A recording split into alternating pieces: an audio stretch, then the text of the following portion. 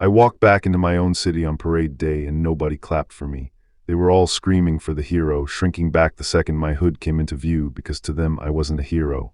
I was the dark mage, cursed, untouchable. Here's the part nobody in that crowd knew yet. I was the reason they still had a city left to celebrate in. That parade wasn't for what I'd actually just done. I'd walked straight out of the field where I killed the last real threat left to the Empire of Isgard, corpse and all, and came home to find the woman I answered to crying at a window. The moment she saw me, the tears stopped. "You've returned. Minold," she said. I'd finished the job. She started thanking me on behalf of the whole empire. I shut that down fast. I hadn't done any of it for gratitude. I wanted the one thing she'd promised me, and I wanted it paid right now. She caught herself mid-sentence, like she'd almost said a name she hadn't used in years, Kim Min-jun, my real name, the one from before any of this. I told her I was done. No more power, no more riches. I'd been dragged into this world against my will and used like a weapon long enough. All I wanted back was to go home. Then, because apparently I still had some pettiness left in me, I told her the biscuits she'd been feeding me were garbage and demanded real Korean fried chicken and jokbal before I left. I kept pushing a monster PC, the fastest internet on Earth, maybe a literal dragon's power crammed into a human body while I was at it.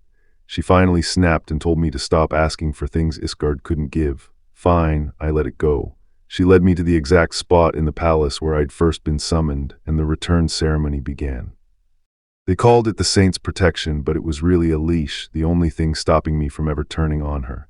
When she finally lifted it, all I felt was relief. She couldn't understand why I'd throw away every scrap of power I'd earned. I told her to mind her own business. She warned me I could die once that spell came off. I told her, too late. The ceremony started, and for 1 second I actually believed I was about to go home. Then the light turned violent. She was yanked into the air, screaming as dark energy tore out of her instead of me. She asked what I meant by giving it all back. Truth was, I never intended to. Every bit of the Dark Mage Act had been a lie.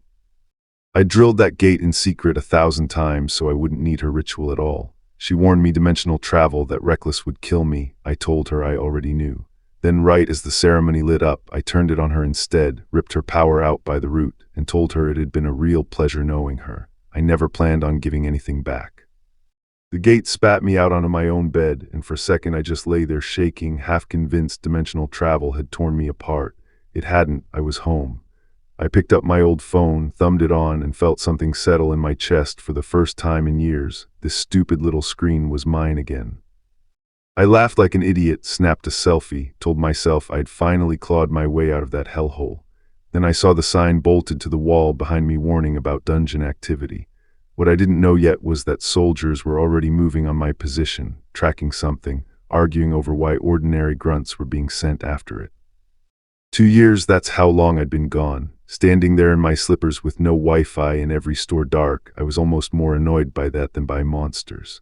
Then I clocked soldiers muttering about some civilian who shouldn't be wandering around, wondering how long he'd been ignored. One of them called out, asking why I'd come this way. I figured it was just a rough training exercise and told the soldier I was passing through, no trouble. Then somebody screamed at me to run. I turned around to a monster snarling right on top of me, and honestly, I just stood there. 2 years away hadn't made me forget what real danger looked like, and this wasn't it. The soldier kept screaming for me to dodge, but I couldn't even take that much seriously. It wasn't worth throwing a real punch at, so I just swatted it. Then I looked down at my own hand and felt nothing where my demonic energy used to live. It was gone, completely gone. For the first time since stepping through that gate, I actually felt afraid. The soldiers froze, staring at me like I'd lost my mind because I'd just crushed that thing barehanded with no power behind it at all. Let them think I was reckless. Years of grinding, my body past its limits, hadn't vanished with my magic. Trash like that still couldn't touch me.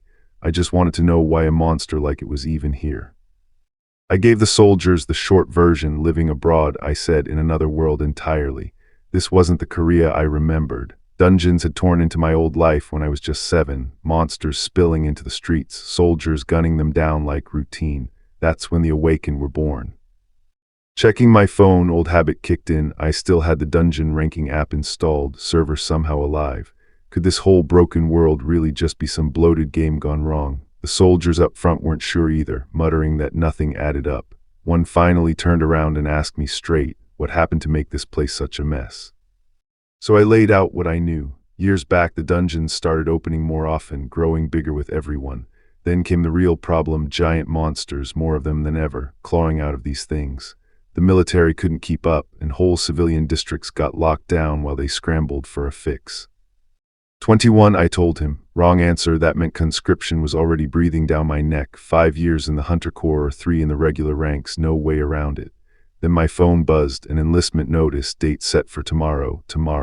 I'd been planning to loaf around and heal up. Instead, the nation was calling. The notice knocked something loose in me. My parents had vanished on a mission when I was a kid, so I grew up alone, holed up at home, barely a friend to my name. The PC room down the street had been my whole world back then, my forgotten little paradise, the only place I ever really belonged. The headlines confirmed it. A dungeon really had opened near my old neighborhood, soldiers dying to close it. Every word matched what I'd been told. If I still had my full power, I could have cleared every dungeon on this planet solo, but my body was drained dry of demonic energy. Still, I figured I could probably still handle it. Just you wait, I told myself. I'd solve all of this on my own. The next day I showed up at the enlistment grounds, snack in my mouth, and froze. There were people everywhere, a sea of nervous faces all funneling toward the same gate. Then the announcement crackled. All soldiers, report to the auditorium immediately. Instructors tore into us the second we lined up, head straight, eyes forward, don't so much as glance at the guy beside you. I almost laughed. These clowns had no idea what real training looked like. Then the announcement, base pay, $3 million a month for anyone willing to take the harder road, the Hunter Corps. They called it a formality, then asked for volunteers, so I shot my hand up. Called forward for test on the spot, I moved once and left the drill instructors stumbling over each other, gasping, staring at what I'd just done to the ground in front of me. Recruit Kim Min-jun, they called me, and for the first time since coming home, I answered with a real grin. I told them straight, I wanted in on the Hunter Corps. 5 years chasing dungeons beat 3 years doing push-ups for nothing, and I already knew exactly what I was chasing. My mind drifted back to Isgard when demonic energy was the only thing keeping me alive. It never refilled on its own. I had to rip it out of hunters, and every time I did, my reputation as the Dark Mage got worse. Run dry mid-dungeon and I was dead, so I hunted down a forgotten boss, Arachnist, buried under a canyon of spiders I'd already cleared. Arachnist came at me swinging, and I let it. The answer to my own question was simpler than anyone expected. You don't refill demonic energy with tricks. You just beat the monster into the ground with everything you've got and take it. Back in the present, someone read my name off a sheet, Kim Min-jun, and said a trooper from the Hunter Corps was on the way. I thanked them. The sergeant asked why I was so eager, since most ability users were transferring OUT to the regular army these days. I told him straight I had business in the dungeons. He laughed like it was a joke. It wasn't. Every dungeon in Korea answers to the military, and the Hunter Corps goes through the gate first, rank earned by proven skill, no ceiling. Exactly what I needed. In my head the math was simple. Join the Hunter Corps, clear dungeons practically solo, run into something carrying demonic energy, and ride that straight back to my old power while climbing the ranks faster than anyone. 10 stars in 5 years, easy. Then a soldier saluted his way in, Sergeant Lee Seun-ho, my assigned escort. First thing out of my mouth, did he even have hunter abilities? If you're a real hunter, I told him, you should be able to pull up a status window, so let's see your stats. The room looked at me like I'd lost it, but I'd barely used mine back in Isgard either, so I pulled mine up for real. My eyes went wide. Lee Seun-ho asked what I saw. All I could say was, it just gave me an error.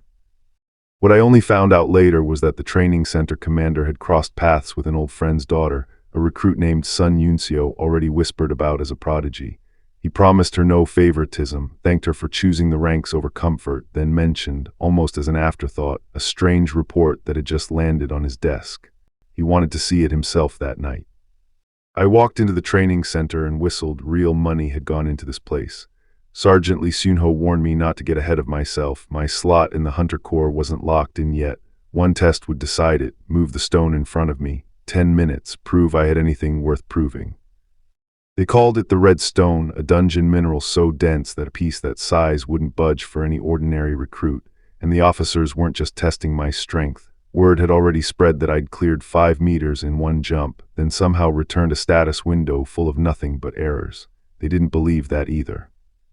I recognized the stone the second I touched it, the same ugly red mineral we used to mine by the ton back in Isgard. At this size, shoving it aside should have been nothing, but some old instinct made me wonder if there was demonic energy buried in there too. Only one way to find out. So I hit it, not a shove, a real swing, everything I had behind it. The stone didn't move, it exploded. I stood there afterward grinning through the dust and the blood on my knuckles and said the only thing that felt honest, too bad if it doesn't have any. The officers just stared, the red stone gone, smoking on the floor where it used to be. That's insane, one of them muttered. Another called me a monstrous bastard, and honestly I couldn't argue with either of them. I was still catching my breath when it hit me. This was only the beginning. Every recruit here jumped straight into real dungeon fights the moment training ended, so the 4 weeks ahead weren't going to go easy on anyone. Sandbag marches, the dreaded 5,000 steps, all of it exactly as brutal as advertised. My body felt weightless out there. With my old demonic power, I'd have been flying instead of jogging. The training everyone called hell barely touched me, and between the free time, the decent pay, and meals I'd call criminal after Isgard, this outfit was starting to feel like a deal. Then a stranger in a red cap froze mid-step, staring at me like he'd seen a ghost. Kim Min-jun.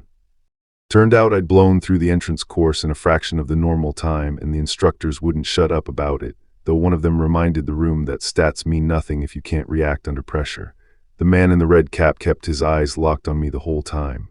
"I'll be watching you, Kim Min-jun," he said, my real name out loud from someone I'd never met. My stats kept climbing, nothing next to Isgard, where 10% a day was routine, but enough that everyone lost their minds over it. I'd apparently earned myself an outing pass too, and recruits who used to keep their distance were suddenly crowding around, jealous and grinning, letting me in on the fact that the PC room stayed open after lights out. Strange being liked. 3 hours of sleep counted as a good night here after Isgard. That was luxury. I ran the marches without breaking a sweat while the guy next to me looked ready to collapse. "Are you even human?" he asked me. "Monster," a few of them started calling me. Honestly, I didn't correct them. Then the lieutenant tore into us. Only half our squad had cleared the standard, worst of every squadron on record, and he made sure we knew it. "Deploy us now," he warned, and half of us wouldn't last 6 weeks. Then he said the words that killed whatever fight we had left: the dungeon adjustment training. Most dungeons collapse once cleared, but a rare few don't, warping instead into a living training ground that cycles through every hazard a real dungeon can throw at you. That was dungeon adjustment training, and it had a reputation. Command dangled one prize to keep us moving: 3 days leave for the top score. Then the air turned humid, split open, and a gate tore into existence before us. Word got around fast. "What's the 2-5 doing here?" they whispered, using the nickname that already trailed me. I let it go. Then the yard went quiet and something scraped behind the training cage bars, chains rattling, claws catching the light. My squad froze solid. Whatever waited in there wasn't standing at attention. The bars swung open on something out of a nightmare: hounds, dungeon monsters bred to break recruits like us. My squad mates went pale. One admitted he'd never stood this close to one. The lieutenant didn't blink. "Form teams of 4, he said, "and enter the dungeon within the hour. Fail to bring one down, and it wasn't going back in the cage." They strapped us into combat suits built to survive exactly what waited on the other side of that gate. I could smell the fear radiating off my own team, an aura I didn't like one bit, so I asked the lieutenant straight, was there a fast way to put a hound down? He called me arrogant. He also kept listening. I laid the plan out plain: hounds leap to kill the second they land, so don't dodge. Grab the forelegs midair and throw them back the way they came. Do it right and they stay alive and off us. My squad just stared, half sure I was joking. Then the order came: release, and the hounds broke loose. Here's the strange part: the hounds didn't come for us at all. They bolted straight for the dungeon. My squad worked it out fast, caged all day, and suddenly a way home opens. Why wouldn't they run for it? I already knew the answer. I'd been that same animal once. Before I could explain, the lieutenant made his call. My team would go in first. "Enter," the instructor barked, and the 4 of us filed into the dungeon in full gear. No other team, by the lieutenant's own order. Back at command, he watched our vitals scroll past on a screen, waiting to see what the exercise would prove. When the corporal reported only one team had gone in, his face went hard. "That bastard's with them," he said. Kim Min-jun, the name stitched on my uniform now, was all the lieutenant could talk about after my scores topped the board 4 weeks running. Would the dungeon prove me just as sharp? Ahead of us, the hounds bared their teeth, already itching to pounce. I figured I'd keep it simple, drop the first ones cold the instant they leapt. "They're here," someone screamed. "They're strong," and they were. I stepped up anyway. Who wants to come at me first? The hounds leapt together, claws first. I didn't wait for them to land. One hit the ground and didn't get back up, dead, plain as that. Behind me, another recruit was already screaming for help, and we'd barely started. The hounds meant it this time. One came in fast, jaws first, and I dropped it clean before it landed a hit.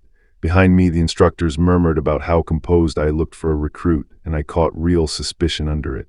Then the ground split with a strange blue crack, and someone screamed my name. Corporal Kim Min-jun, that was me now, and I didn't like why they were shouting it. The dungeon was mid-transformation, and the exit, our only way out, was sealing shut in front of us. Our radio went dead. We were trapped, and the safest move was getting the recruits clear before anything worse showed up. The instructors told the recruits to sit tight, that the exit might reopen within the hour like the manual promised. It settled them. It didn't settle me. I could read the dread under our instructor's own calm. Then came the real answer. The dungeon had sealed itself shut for good, an enclosed dungeon, and the only way out was killing every last monster inside. 6 of us, 4 green recruits, 2 instructors, now had to clear a dungeon blind with no idea what was inside. My head went cold and practical. Armor the recruits up front as shields, let the instructors kill from behind them. It would work, but these kids had trusted us through every mile of training, and turning them into meat shields didn't sit right. My pride wouldn't let me quit, not after everything it took to get here. My squad marched into the dungeon grumbling about our rotten luck, a monster incident in our last week of training. Then a growl ripped through the dark, and before any of us could react, one of the instructors went down screaming, blood already on the ice. I ran straight for him before anyone could stop me. There's no saving him, someone shouted, but when I checked, both instructors had only fainted, not been torn apart. I ordered everyone to stay back the second I caught a scent I recognized. Then I tossed a scrap of gear their way and told them to hold position. Don't follow me, just hold the exit, I told them, and they looked at me like I'd lost it. Kim Min-jun, come back, they yelled, but I already knew what put the instructors down. Demonic energy, the same stuff from home. Even Asgardians usually carry a ward against it. Whatever hit us here was strong enough to punch through that. For an ordinary person, that same energy could kill outright, but for a dark mage like me, it was fuel, plugging a dead phone back into the wall after months empty. I followed the source deeper and found nothing, no monster, no tracks, dead quiet, which only made me more sure something was waiting. Then it lunged, a dark hound, and not the tame training dungeon kind. I'd met its cousins back in Isgard, a species built to make ordinary hounds look harmless, and the first time I ran into one I nearly died going in blind. This time was different. I actually smiled, glad to see a familiar face. I didn't need long, one burst and it was over. Thanks for the meal, I told it and meant it. The real danger with a dark hound isn't the bite, it's the death. All that demonic energy floods out through its blood, and that blood is venomous enough to rot human skin on contact. Lucky for me, I wasn't human anymore in the way that mattered. Of course, none of that applied to me. Soaking in that much demonic energy after so long empty felt incredible. If I had to guess, I was running at about 5% charged. But a dark hound doesn't belong on Earth, and looking at how hard the instructors went down, this wasn't some stray that wandered in on its own. Something, or someone, put it here.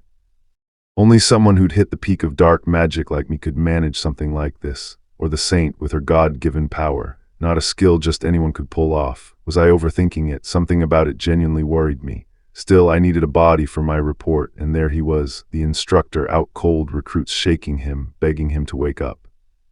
The instructor jolted awake screaming, and the recruits scrambled to explain. I'd gone off alone, deeper into the dungeon, while everyone else fainted. He couldn't believe it. Going rogue should have gotten me thrown out on the spot, but he was the one who'd blacked out and left his recruits unprotected. He had no room to judge me. He forced himself up to find me. I walked back in, dragging the dark hound's corpse behind me. Everyone all right? I asked. Sir, is that a hound? One recruit stammered. This is the thing that knocked us out. The instructor stared at the kill and thought the obvious. No ordinary recruit drops a monster that flattened 2 instructors. He decided not to think too hard about it. Then someone shouted. The gate was open. Did you really take that down on your own? The instructor asked. I just nodded. I see, was all he said before ordering the recruits escorted out ahead of us. Alone with me, he laid it out. Once outside, report everything to the lieutenant, including how badly he and the other instructor had failed. We fainted and left recruits on their own. There's no excuse for that. Still, he thanked me. You're embarrassing me, he muttered when I waved off the thanks. A man owns his mistakes, he said, and left it there. Walking out, I was already dreading how I'd explain any of this to the lieutenant without losing sleep over it. Then a notification flared in front of me out of nowhere. The gate has been opened, and it caught me completely off guard. Then I saw it and lost it. What kind of garbage error puts that in my status window? I was cursing the system out when I noticed the entry, the Lumi Cosma favorite character cult. Lumi was a character from Dungeon Power Fighter, the game I'd apparently been dropped into. Back at my peak in Isgard, I'd started that cult as a joke to shake fanatics off my trail. It only made more. Back on Earth, I was gutted to find my stats gutted too, all that demonic energy gone like some penalty for hopping dimensions. Of every skill I'd built, exactly one survived. Corruption, rank 0, pathetic. Jokes aside, though, I'd hit the peak of dark magic once already in Isgard. I could climb back there again, and now I had one clear objective. Get my power back fast before some monster-caused delay made things worse. After everything I'd already endured, this was nothing. Just you wait, game company, I thought, walking off. But that day, the training center itself was in chaos. A dungeon gate slamming shut mid-session, a lieutenant who never gave orders, and a lone recruit taking down a brand new monster species the instructors couldn't touch. Word had already spread that I'd taken down that spider alone, and half the barracks were arguing over whether I could make sergeant in 2 years flat. Then the lieutenant called me in himself, dismissed everyone else, and got straight to it. I'd posted the highest score in the Corps, and he had a proposal for me. He looked at me like he'd seen a ghost, said it was rare in a whole career to spot a crane standing in a flock of chickens. Everyone else suddenly looked ordinary next to me, and losing a talent like that to the regular ranks would be a waste, so he had an idea. Normally a private couldn't sit the promotion exam for another year, but he could grant an exception if I volunteered for the Hunter Corps out in Chiorwan. Skip the wait entirely, he said, laughing like it was a gift. Around me, recruits were already wincing. Chiorwan wasn't a posting anyone begged for. They called it the Invincible Hunter Squad, the 104th Division, frozen half the year, monsters crawling out of the snow, the harshest front line in the Corps. Everyone told me to avoid it, but rank was rank wherever it came from, and a posting stacked with dungeons was exactly what I needed to climb fast. So I said it out loud before I could think twice. I'll go to Chiorwan. The lieutenant about fell out of his chair. Word got around fast after that, and by the time I was shipping out, one of the guys was already yelling at me to check in the second I landed. Everyone wanted to know why I'd volunteer for the one place nobody wanted. I just told them it was too big a goal for them to picture. I'd already hit my 30th max level, and 100 wasn't out of reach. They called me insane. Then the bus doors shut. My loudest friend was already gone, and it hit me. I was making this trip alone. The truck rolled into the 104th base through a wall of snow, and the man waiting for me wore sunglasses like the glare didn't bother him at all.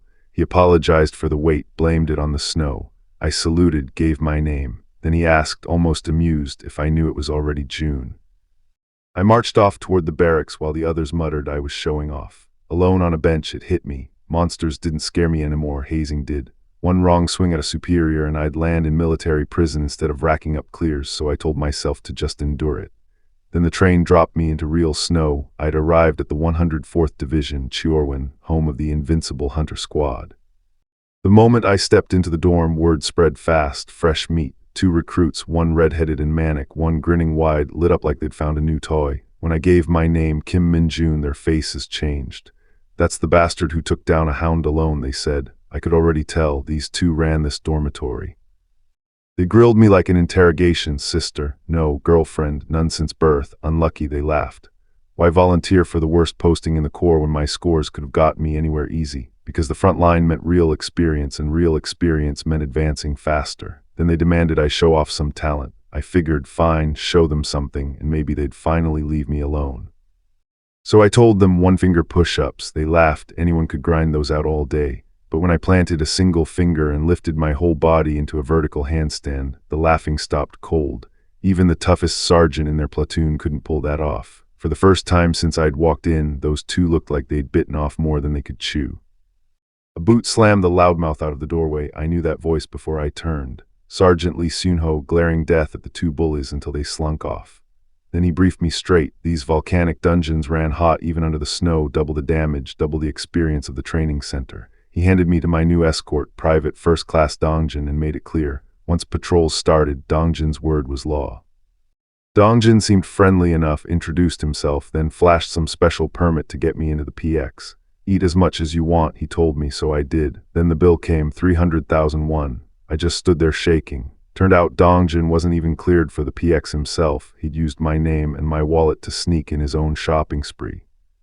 Dongjin laid out the ranks for me. Making private first class was nothing, but corporal took real years, and sergeant was rare enough that guys still bragged about it. Before I could ask more, another corporal came storming over, spooked that we'd been talking about tomorrow's firearms training out loud, and it nearly turned into a shoving match over a bag of chips. I brushed the scratch off my cheek, nothing worth mentioning. What I overheard mattered more. The training center's rounds hit like a wild stallion compared to our rifles' ponies, built with that much extra punch just to get through monster hide. I filed it away with a private grin. If that was a stallion, whatever I'd swung back in Isgard was an elephant. They marched us out to the training facility for the live fire test. When my turn came, I put 19 out of 20 rounds dead center on the monster silhouette without even trying hard. The range went dead silent, then erupted. Nobody expected a newbie to shoot like that. Could it really be luck, they wondered. The second lieutenant and the first sergeant pulled me aside, sure a shot that clean had to be trained, not lucky. I just told them I'd shot the way I was instructed. Impressed, they slotted me straight into that afternoon's special firearms training, and I couldn't hide how excited that made me. Dongjin filled me in before I embarrassed myself. Special firearms training meant two-man teams clearing live monsters en route to a target. No real danger since instructors ran it from outside, except one rule: hit a single civilian target plate by mistake and you failed instantly, no matter how many monsters you dropped. Live monsters, my first week, sounded fun. Over dinner, Dongjin couldn't get over the 19 hits, calling me a born soldier. I played it down, but the number that actually impressed me was Sergeant Lee Sunho's average of 17, best shooter in our squad, and I'd apparently just edged him out. When I asked if Dongjin would be my partner for the live training, he admitted the executives picked the teams and he couldn't promise anything. Turned out pairings ran on a lottery, no favoritism involved. Minutes later, we were geared up in bulletproof vests outside the training facility, waiting to go in. One corporal sized me up with a smirk, glad to be paired with the newbie. After all, he said, a corporal and a private were worlds apart. I didn't bother correcting him.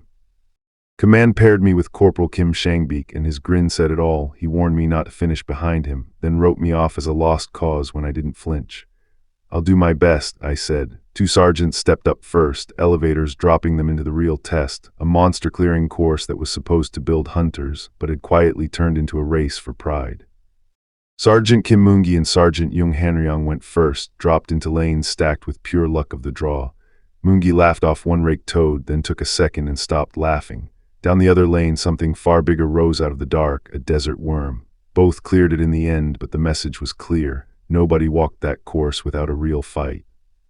Watching that made Kim Shangbeek twitchy. He turned it into a bet. Loser grants the winner one wish, no backing out. When I didn't blink, he doubled down, 3 months' salary if I lost. Fine, I told him. If I lose, my salary's yours. He grinned like he'd already won. Then our names got called. No more talk. It was our turn to descend. As we dropped, soldiers up top were already betting against me. No way a private beats a corporal. Then the ground shook, and it wasn't an earthquake. Something massive tore up out of the dark, horned, one-eyed, dragging a bloodied kill in its claws, easily 3 men tall. Whichever one of us ran into that thing first, the timer was going to be the least of our problems. The ground cracked open and something enormous tore its way out, horned, one-eyed, easily 3 stories of pure muscle and rage. My first thought was blunt. What in the hell was that? My second was colder. If it wanted a fight, I'd give it one and finish it before anyone got hurt.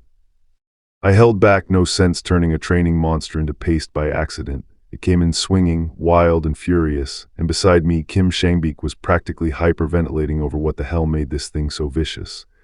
I let it burn itself out, then told it plainly, "You've calmed down enough, time to drop." Back at command, officers were losing it, a second monster mid-lane tearing into a drill nobody had signed off on. Someone finally named it, a cyclops, nicknamed the Devouring Demon, a thing that grows bigger and meaner with every kill until digestion's complete, and this was its second attack in a row, aimed straight at me. What the hell had provoked it, I wondered, right before answering with a blade of dark energy instead of a rifle round.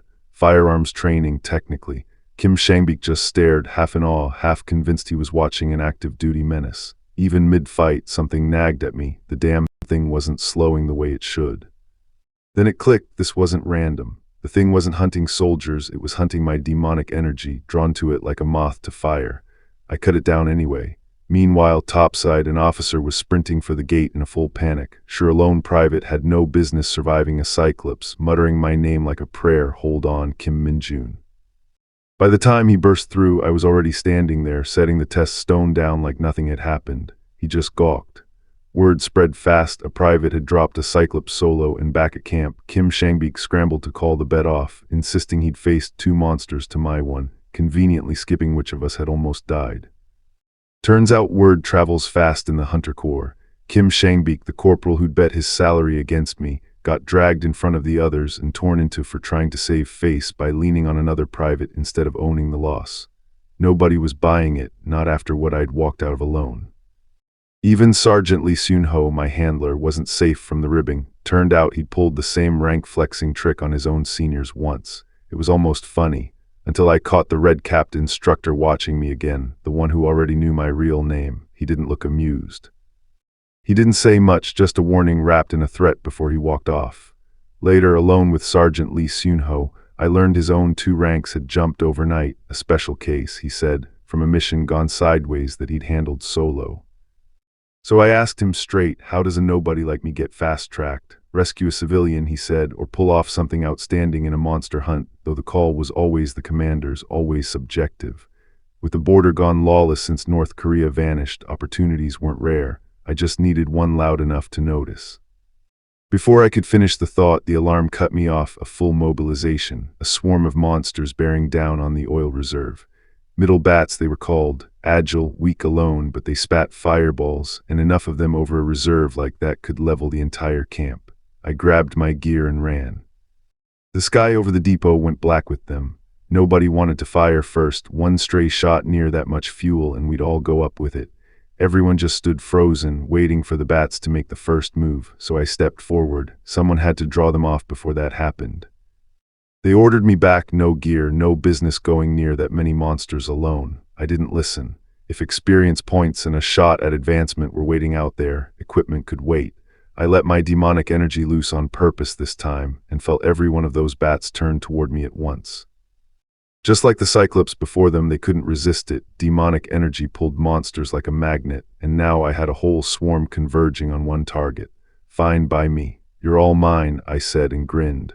Behind me, the soldiers went cold, realizing exactly whose name they'd just heard, Kim Min-jun.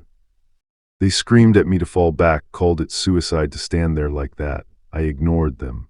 The second I let my demonic energy loose, every fireball spitting one of those middle bats forgot about the oil tanks and came straight for me, exactly what I wanted. Sergeant Lee Soon-ho grabbed my arm. Was I sure about this? I told him not to worry, I'd be back in a minute once I finished them off. Then lightning crawled off me in sheets. This was going to be fun. I kicked off the ground and went straight at the swarm. I tore through the swarm one bolt at a time while the soldiers below just gawked. Then something bigger dropped out of the smoke, a middle bat swollen twice the size, jaws full of fire. An officer ordered his men to open fire, but I waved them off. Hey, big guy, you want to play with me? One good jolt and it went up like a torch. By the time I touched down, half the base was asking how I'd even gotten up there. What I didn't hear until later was the argument that started back at headquarters, the moment the shield came down and reinforcements rolled in. Captain Song Jeon-hak, the officer running things that night, wanted answers. 30 bats, all roasted and not by the battalion's guns. Someone tried to dodge the credit, insisting the electric fence did it. So who fried 30 bats with one weapon? The captain wasn't buying the deflection, and he wanted it on record. Turned out the answer was standing right there, me, holding what used to be a perfectly good electric baton, now a smoking, half-melted stick with my name tag still stuck to the handle. Somebody was about to ask if that thing was expensive. I already knew the answer. The next morning I got called in and told straight, never pull a stunt like that again. Then came the bigger picture, helicopters dropping in reinforcement squads, because a base built to run on regular army numbers was being stretched thin trying to operate like the Hunter Corps. Not everyone in the Corps could actually fight. I learned plenty of Awakens specialized in research, tactics, or weapons, never combat. That's what made the ones who could throw down so valuable and so watched. Then out of nowhere the call came, report to the battalion commander's office. Today, apparently, was the day I found out why. A car with flags approached the base. Word spread that a decorated officer, a 2-star general from Hunter Corps Command, was coming to inspect us personally after word of the bat swarm reached the top. I fell into formation with everyone else, straightening my collar, wondering just how much trouble I was actually in. We snapped to attention as the whole battalion staff lined up: Colonel Lee Jeonghook, Captain Seo Jeongwook, 2nd Lieutenant Nam Chulman, Sergeant Lee Seunho. The general shook hands down the line while I wondered just how strong a real 2-star Hunter Corps officer actually was. Then he stopped in front of me. "Are you Kim Min-jun?" I said, "Yes, sir," and my grip told him everything he needed to know. Word about a radar glitch got smoothed over fast. No real problem, just requisitioned 2 more units. Then the general turned back to me. He'd heard I'd taken down 30 middle bats solo and saved the oil reserve from going up in flames. "You did very well," he said, and handed me a gift straight from the division commander. Then came the part I actually cared about: a promotion to private first class and 3 days, 2 nights of leave, effective immediately. I'd expected a slap on the wrist for going rogue with my power, not a vacation. Walking off after, one of the guys clapped my shoulder and asked what I planned to do on my first trip home since enlisting. Honestly, I didn't know yet. So there I was, first leave in months, jogging down a real street with real civilians for the first time since signing up, pack on my back, base at my heels. Made it about as far as I could before I had to decide what I was actually doing with 3 whole days. My first instinct was obvious: plant myself in a PC room and grind Dungeon Power Fighter, since my parents' place has 0 internet worth mentioning. But before I got that far, an old local flagged me down, still grumbling about a strange smell that had blanketed the mountain and given half the town headaches for days. I already knew exactly what that smell was. I asked the old man for a ride out toward the restricted mountain instead. He couldn't take me all the way. Soldiers were turning cars back at the checkpoint, but I told him the truth. Whatever was up there, I could handle it, and the restriction would be lifted by morning. I told him not to mention me to anyone who asked, and he waved me off with a "take care." Alone at the checkpoint, that scent hit me again, thick and unmistakable demonic energy, the same residue still bleeding off the mountain from the fight. Nobody was supposed to know I'd won, so instead of a PC room, I went to go clean up my own mess. I spotted the security patrol about to head back to the lift, dead unaware how deep I'd already gone. Fine by me, a low-ranked private couldn't afford to get caught wandering off base. A supply crew rolled through too, one guy peeling off sick, giving me all the cover I needed to slip down alone into the ravine. No monsters down there, just that same thick demonic stench rolling off the rock. Who cared why? I threw both hands into it and drank it in, more than I'd felt in weeks. The system lit up, my demonic energy reserve climbing fast, then 2 dings back to back. Corruption leveled up, and I'd unlocked something new: Night Walker. Night Walker, I knew that name. I'd leaned on it constantly back in Isgard, a shadow familiar built to assassinate marks while hiding in the dark. Free energy and a usable skill out of one lucky mountain. I raised my hand and felt the summon answer, purple light spilling down my arm like it never forgot me. I called it out and it tore free, wilder than I expected, but worth it. The Night Walker took shape in front of me, hunched and glowing. Then reality hit. A shadow-hiding assassin was dead weight in broad daylight. Where was I even supposed to use this thing? Then something caught my eye. It was small, I realized, small enough to vanish into any shadow, day or night. That settled it. Before I knew it, I was back at base, and the whole company snapped to a salute. Private First Class Kim Min-jun, returning from leave. Word had already spread. Fastest promotion anyone had seen, straight from the division commander himself. One guy handed me a bottle of moisturizer like we were old army buddies. We barely knew each other, but hey, I'd take the gesture. Then it got weirder. A red-haired soldier grabbed me, wide-eyed, swearing he'd seen my name on the list for the Hunter Advancement exam, which made no sense. I hadn't even been here a year. Turned out the red-capped instructor himself had pulled strings, offering me a shot at becoming a full hunter 3 years ahead of schedule. The guys around me just stared, then lost it, calling me a crazy fucker for volunteering into more grinding when I'd barely made private first class. Honestly, fair. Sergeant Cho couldn't stop laughing that I'd landed a spot on the advancement exam a year early, then warned us specialty weapons training kicked off the next morning. Standing in formation, I learned the real shape of it: 2 parts, written and practical, and the practical was what actually mattered. They wanted proof I could handle a weapon and handle a monster. Blades only, no rifles allowed. A corporal drilled us on the Hunter Corps combat manual, insisting it was just a foundation to build our own style on top of. Once the sparring opened up, I saw exactly why they called it specialty training. Fighting monsters with a rifle alone would have been foolish, and I let a little more of what I really was bleed into every swing. I moved through the drills like it was nothing, and it showed. The instructor stopped the whole formation cold and hauled me up to make an example of me in front of everyone. Private First Class Kim Min-jun, apparently the new standard. I slipped off afterward, relieved it was over, telling myself I wasn't the training officer, until my name got called again. The instructor pulled me aside, praised my form, and pressed something into my hand to eat alone, a quiet sign he was watching me closer than anyone. Then Lee Dongjin asked me to look at his swordsmanship. His technique was solid, textbook Hunter Corps style. What he lacked was confidence. That happened to be exactly my specialty. Something darker in me wanted to just terrify it into him. Not yet, though. Confidence, I told Dongjin, wasn't something the manual could teach you.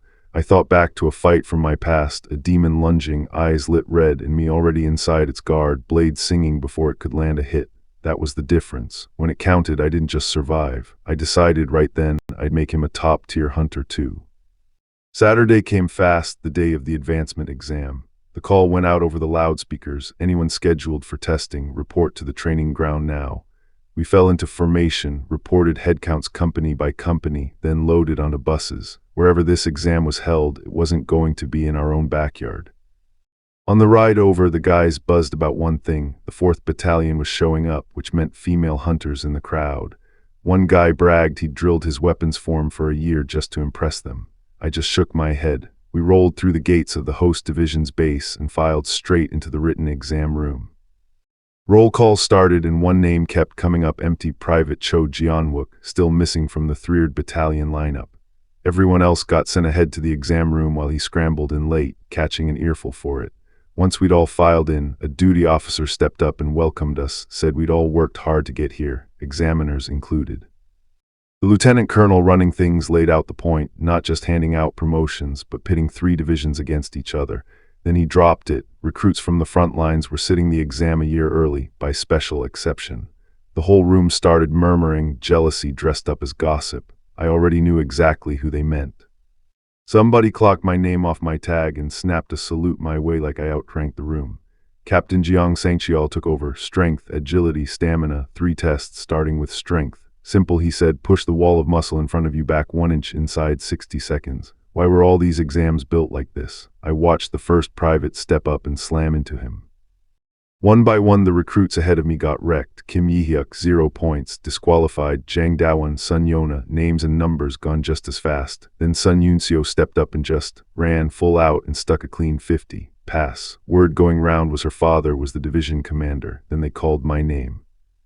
Standing at the mark, I told myself, don't overdo it like I did with the red stone, just tap it. But then I saw the 10-meter line and thought, bonus points, so I let it go. Wood exploded, dust everywhere, the examiner totally stunned. 100 points, private first class, maxed out. Even Sun Yunseo just blinked. Guess there was no bonus after all. A few more names got called after mine, disqualified, until the strength test finally wrapped.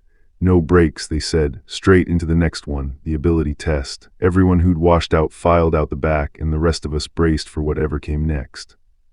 Then it hit us. They wanted us dodging live fire. Rubber bullets, the instructor said with a grin, though they'd still hurt like hell if one caught you, so don't get comfortable. He wheeled out an automated turret, and something in me actually perked up. This, I thought, might be fun. Perfect score for staying inside the netted zone a full minute, dodge it if you wanted, or tank the hits if you trusted your body to take it. Step outside the net or drop below half your health and you were out. No warm-up, just we begin. Then they called me up, Min-jun. Dongjin grinned at me, way too pleased with himself, needling me for not looking the least bit worried about the strength test. Then he turned serious. Don't trust your eyes against these bullets. Watch the barrel, read the movement before it fires. Solid advice. Terrible timing, because the gun cracked off a shot and dropped him first. I watched them drop one after another. Yoon Kitty hit the mat, blood at his nose, and right behind him Jai Youngdo went down too. Between rounds, those monster shapes flickered through my head unbidden, hounds and worse. Made me get why they set the bar this brutal. A dungeon wouldn't grade on a curve, so neither would this room. The sergeant tore into us, said this washout rate was nothing next to what real hunters faced in the exam room, and asked how we expected to advance acting like that. Then Sun Yunseo stepped up. She twisted through the line of fire like it was choreography, numbers ticking past with every round she shrugged off clean. 60 out of 60, a perfect score. The room actually gasped. Sun Yunseo had run the whole minute without taking a real hit. She walked back through the ranks steady as anything, and then, for no reason I could figure, she turned and just stared straight at me. I had no idea what she wanted, a compliment on her perfect score. Ask her own family for that, I figured. We barely knew each other. Before I could puzzle it out, they called my name, Private First Class Kim Min-jun, forward. I stepped up while that turret whirred awake in front of me. The first shot came fast and I didn't flinch. I told them I'd show them the real gap between our talent levels, then I just walked straight at the gun. No dodging, no diving for cover, just forward, round after round hammering past me. The recruits behind me lost it. What the hell does that even make sense?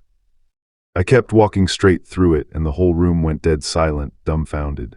Then the examiner glanced at his stopwatch and swore under his breath before he was screaming to cease fire. Kim Min-jun, perfect score on the ability test. Somewhere behind me I heard the next name called, already shaky. No rest before the last test. The instructor called it the simplest of the three, the stamina test, and marched us straight up to a shimmering blue gate.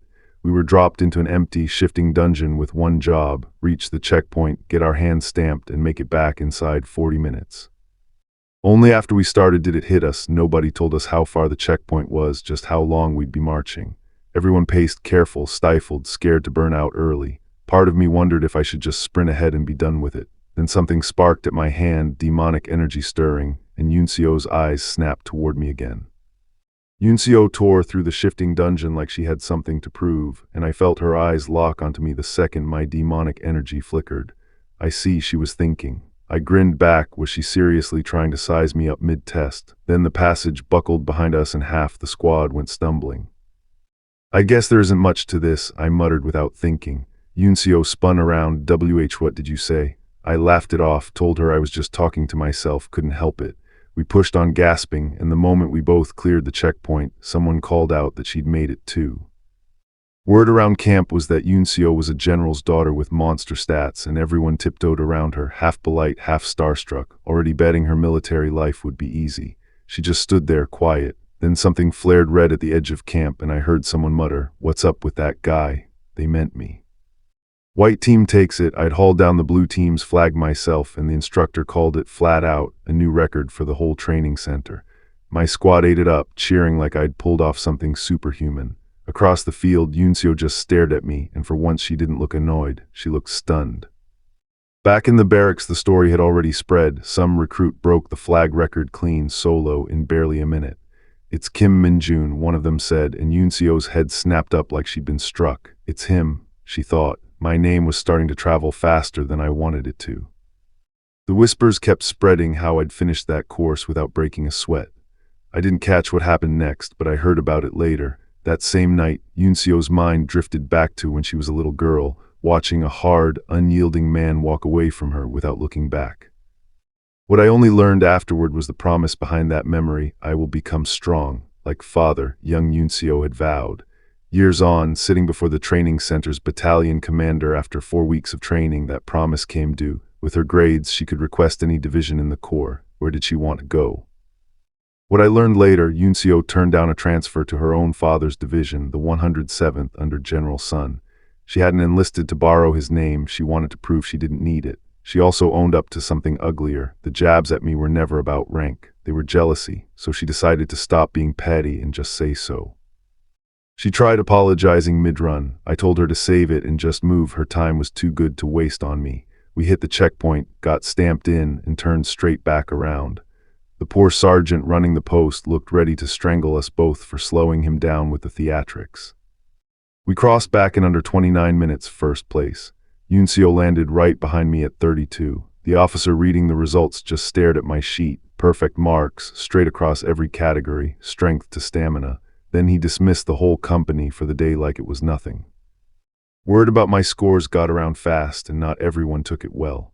One recruit needled me hard enough that we ended up trading blows over it, and he came up short. Afterward, he just sat there, muttering that he'd taken his own bait, and that losing on top of it left him nothing else to say.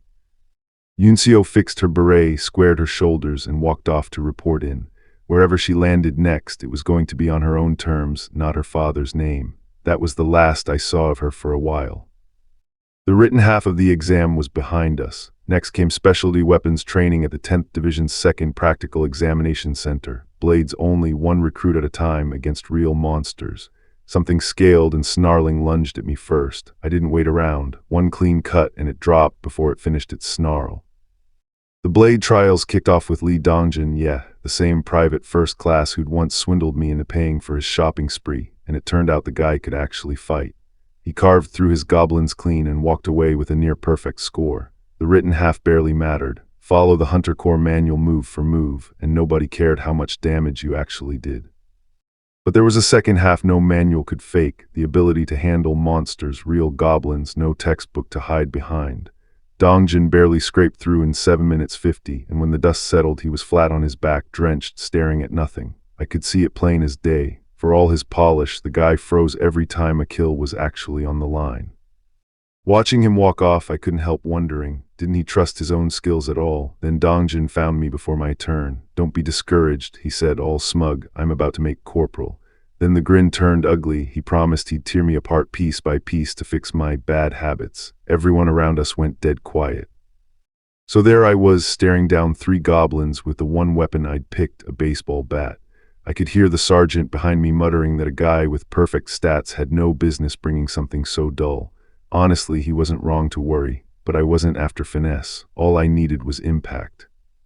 So I swung, 1 goblin gone, 2 gone. I barely felt the 3rd connect before it was already down, 4 seconds flat, stopwatch and all.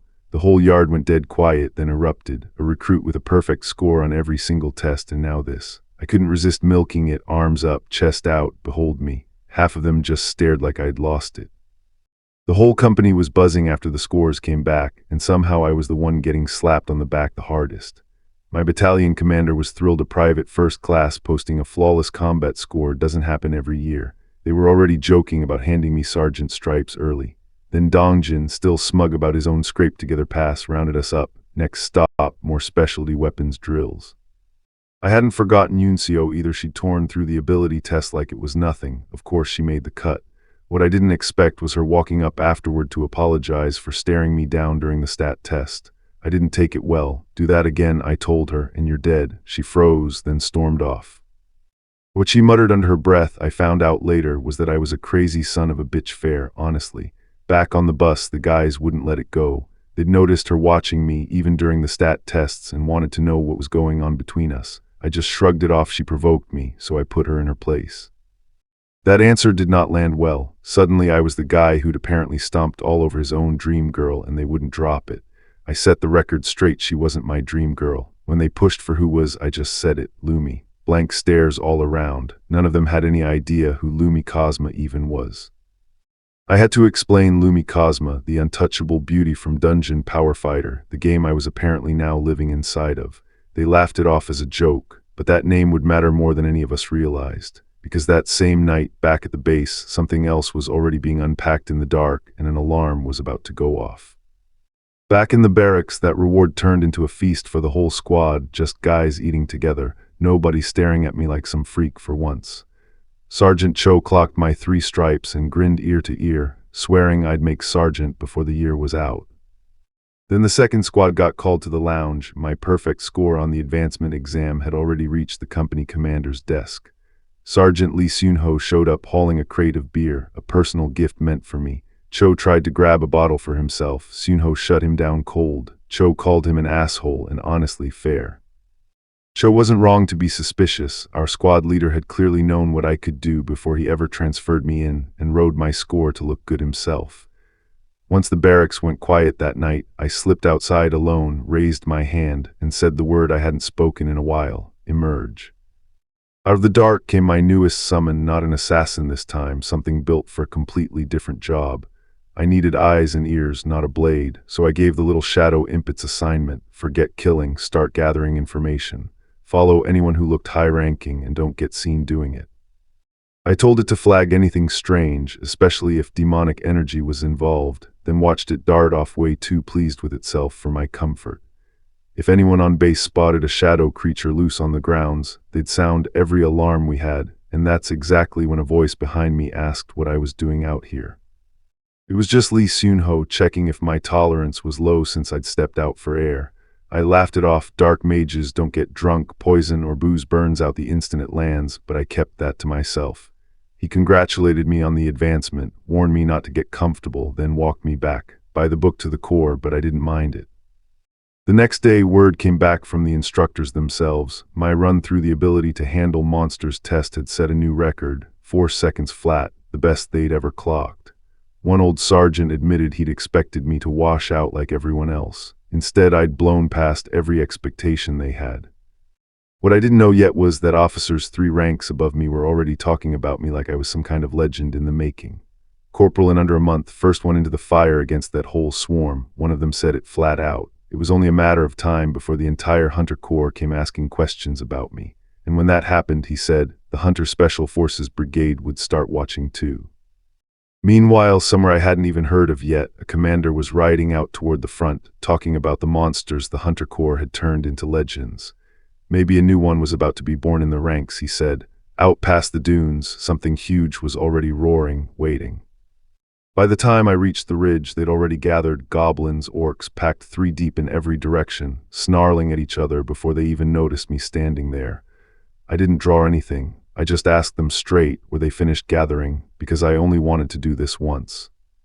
That night after the celebration wound down, I kept pouring round after round until the guys around me started looking less impressed and more spooked. By morning, half the squad could barely stand, and there I was, asking what the fuss was about. You drank that much and you're fine. One of them said, you're a monster. I just laughed it off. I showered it off and told them the plain truth, nothing a good sweat couldn't fix. Someone just stared, muttering that I looked more like a real soldier than anyone had a right to. Then my sergeant remembered something. Had I even used the gym yet? Not once, I admitted. Use it as much as you want, he said. You're a corporal now. Turned out our squad's gym had something better than free weights, a VR rig, and a good one at that. The word alone got me moving faster than any order ever had. This was it, I realized, the Hunter Corps VR room I'd only heard whispers about since basic. I found the door marked Gym No. 2 and walked in. Inside was a full combat simulator. Pick your monster, pick your numbers, hound, goblin, orc. I tapped orc without thinking twice, and when it asked how many, I didn't bother scrolling through the options. Give me as many as you've got, I told it. If I was going to sweat, I wanted a real reason.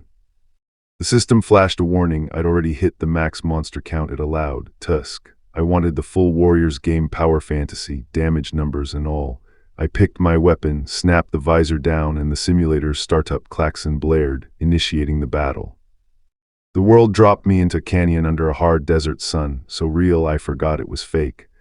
A couple of soldiers watching the feed went slack-jawed. Then the chime hit, enemies loading in, and 3 hulking brutes rose out of the dust, teeth bared, waiting for me to make the first move. The weapon in my hands was ridiculous. Every swing felt real. Every hit landed with a shock I could feel in my bones.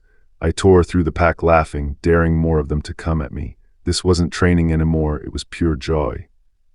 Battle complete, the system chimed. I flexed my fist and thought about it. 30 of them just wasn't enough anymore. Whatever this simulator called its ceiling, I wanted to see if I could break it, so I grinned and tried something else. The warning fired again and again and again and again. Maximum monsters reached over and over, like the system couldn't believe what I was asking for. Orcs poured in by the dozen, and then something bigger unfolded behind them, jaws wide. Now I thought this was a real monster hunt. I stood in the middle of the horde I'd summoned. Every orc and beast the simulator had loaded, packed shoulder to shoulder around me. Have you all finished gathering? I asked, half to myself. 3, 2, 1, and the whole wall of them came at me at once. Nice to meet you, I said, and went to work. I swung and didn't stop, laughing the whole time. You little cuties, come get some. Every hit lit up the air around me, and one after another, the horde went down under my weapon. I didn't slow down for a second. I cut through that horde until there was nothing left standing. Goblins, orcs, stone golems, lizard men, all of it gone. Then the screen flashed, simulation complete. I tore the headset off, still catching my breath. Damn, that was insane, I said, half to myself. This VR rig was better than any dungeon game I'd played back on Earth. Then a status window popped up, offering to save what my body had just learned. I tapped it. Just like that, a new skill was mine. It hit me right there in the hallway. I didn't need to risk my neck in a dungeon to sharpen my weapon skills anymore, not with this gym. I was already planning to come back and try every weapon in the rack, until I found two privates staring at the results board like they'd seen a ghost. Corporal Kim Menjun, did you really beat all of that yourself? Before I could answer, I got dragged off. Let's have a little chat, the sergeant said, hauling me straight to the gym. You're wrong, I told him. I've still got a long way to go, but he wasn't buying the modest act, not after that scoreboard. By morning, I was trudging back to base through fresh snow, and everyone already knew what I'd done. Word had gotten out. One private panicked because he'd let Corporal slip in front of Kim Shangbeek, and now the platoon commander was supposedly coming to find me. Meanwhile, the rest of the squad wasn't panicking at all. They were running a betting pool on how many months it'd take me to make sergeant. I just shook my head. These guys. The betting pool exploded, guys throwing down a month's salary, 2 months, even years, all guessing how fast I'd make sergeant. One idiot staked his whole next paycheck on 30 days. I just shook my head. They had no idea what they were betting on. Then it was straight back to training, promotion or not. I still had reps to put in. I hit the gym like every other day, grinding out lifts that should have meant nothing to my real power. Then the system pinged Otherworldly Hero's Strength, a passive skill quietly boosting my strength stat by 150%. Turns out even my leftover stats from home scaled up here. Guess my Isgard grind was still paying off even now. Somebody joked they wished Isgard had a returned Hero's Strength buff too. Funny, since that was basically my life story. Then another prompt flashed. It worked. A new skill unlocked. Looked basic on paper, but I could rank it up later, so I wasn't complaining. Before I could enjoy it, a sergeant saluted. The platoon commander wanted to see me. The battalion commander wanted to hand me a real commendation, an order of excellence, for handling the middle bat mess myself. I thanked him, but one detail stuck. Enough citations like this counted as experience toward an early advancement, and most hunters never earned even one this fast. 10 of them, and I'd be looking at another promotion. I filed that number away immediately. A few days later, my whole platoon stood in formation, specialty weapons ready, waiting on orders. We'd been assigned to clear a dungeon, and if everyone did what they'd trained for, nobody was coming back hurt. That was the promise anyway. Then came the name, the monster rat nest. Everyone just called it the sewers. I already didn't love where this was headed. The sewers weren't especially dangerous, just packed, sometimes over 100 monster rats crammed into tunnels too narrow for a rifle. That made it messier than it looked. We found the one entrance and planned to lure the whole nest in, geared up in gas masks since the smell alone could drop a squad. Then someone pulled out the bait, one lonely banana. The rats had wised up to that trick before. The order came down fast, get in there and take out as many as we could. I geared up, mask on, and dropped into the dark ahead of the others. When I climbed the last ridge and looked down, the tunnel floor below was a churning carpet of monster rats, way more than we'd been briefed on. Then everything broke loose. A skull crunched somewhere in the murk, and the horde surged straight for the front entrance, hundreds of them, all teeth and claws. Everyone get ready for battle. The order rang out, and we scrambled into a line across the entrance, bracing for the first wave.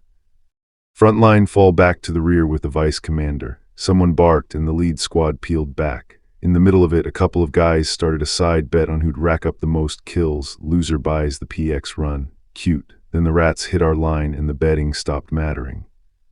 Hold the line, do not break formation. We engage right here. I planted my feet and let my blade do the talking. Around me, Kim Moongi and Jung Hanryong were already carving through the rats with their own weapons, dropping the front ranks before they could even close the gap. Sergeant Lee Seun-ho was in the thick of it too, blade flashing through the swarm, same as the rest of us. The rats kept coming and kept dying, squeals and steel over and over. I kept my head down and let the work speak for itself. Somebody muttered, "Everyone's doing pretty well." They had no idea. Especially me, though I wasn't about to say that out loud. While I cut a clean path through my section, 2 guys nearby wrestled a rat down barehanded, its teeth snapping at their arms. Somewhere behind us, someone finally noticed. Who's killing every rat that's going out of range? Nobody had an answer yet.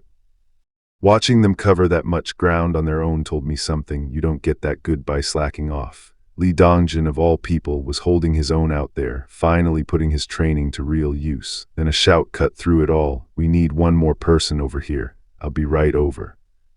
For 1 second it actually looked like we had it handled. Then the ground behind us gave a warning shudder and the shout went up. More monster rats coming from the rear. A second horde was pouring out of a tunnel nobody had been watching. We were being surrounded front and back at the exact same time. We were grinding down the first wave, formation holding almost clear, when something felt wrong through the mask filter, a smell that shouldn't have been there. Then the ground under our own line split open and blue light tore upward. Whatever was buried in that nest wasn't finished introducing itself. What crawled out of that crack wasn't just another monster rat. It was bigger than anything in the pack, big enough to make grown hunters brace, and the bones scattered around it told the story. It had been feasting on its own kind down there, growing fat and fearless off every rat it swallowed. It went straight for Guangxik. He locked up completely, body frozen, couldn't even run, while Sergeant Li screamed at him to move. Just as those jaws closed in, a blade of light cut across and knocked the thing back. Li Dongjin out of nowhere, hauling Guangxik clear before it could bite again. That was just a warning shot. What rose up after wasn't even rat-shaped anymore. It towered over the crates marked with our division number, claws long enough to sweep our whole line in one pass. Two dead, unfocused eyes locked on us, and I realized we hadn't seen the real thing yet. I looked at those hollow eyes, that reckless charge, and I knew the feeling instantly, demonic energy, soaked all the way through it. That was what had made it this big, this fearless.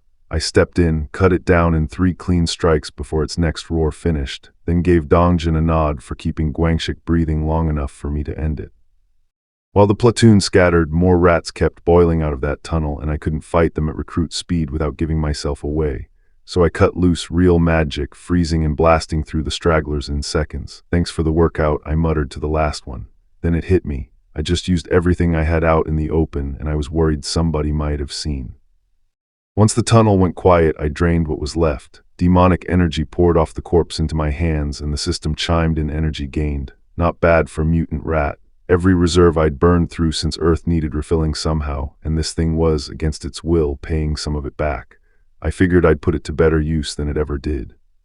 What I only found out later was the call going up the chain. An irregular monster, confirmed, already put down by one of our own. Command didn't sit on it. They pulled the whole platoon out and started requesting a reinforcement task force before the dust even settled. From swarming bats to a rat the size of a truck, out here at the front, nothing stayed small for long. Back at camp, guys I barely knew were thanking me for pulling them clear before that thing got to them. I brushed it off, said anyone would have jumped in. The officer wasn't so easy to satisfy, though. He checked every one of us for injuries himself, made sure Dongjin and the others were really all right. I told him I was fine. That part, at least, was true. Then came the line that dropped my stomach. Once we're back at camp, you and I need to talk. The commander didn't look happy, and I had no idea how much he already knew. Word came back that everyone evacuated only had minor injuries, and that Dongjin was already cleared and heading back with nothing worse than a few bruises. Everyone was going to walk away from this one. Second platoon got called off the mission and marched back to base. Then I got summoned to the admin office to write up how I'd killed that thing. I gave them a half-truth, vision blocked, fought blind, and the officer laughed, joking I'd beaten it barehanded. He asked my stats. Strength 65, ability 60, I said. He went quiet, his own, as a first lieutenant, barely broke 40. The officer flipped through my file and whistled my stats were double an average sergeant's. Said it was a shame a high school dropout like me couldn't get into the military academy, offered to help me test into a commuting program so I could climb the ranks properly. I turned him down. I don't like studying. My results were enough. He didn't push it, just wrapped up the report and told me to rest. Outside, Sergeant Lee Sunho stopped me and said it quietly. I'd saved the whole platoon. Could have been a lot worse. I just told him I couldn't move at the time. Easier than admitting I'd walked through that swarm on purpose. Truth was, I only did what I had to. Every kill fed my reserves, every report padded my record. 2 birds, 1 rat nest. That's how I told myself anyway. Before I could even get a night's rest, a knot of recruits showed up at my door, one of them asking me to let him into my private training.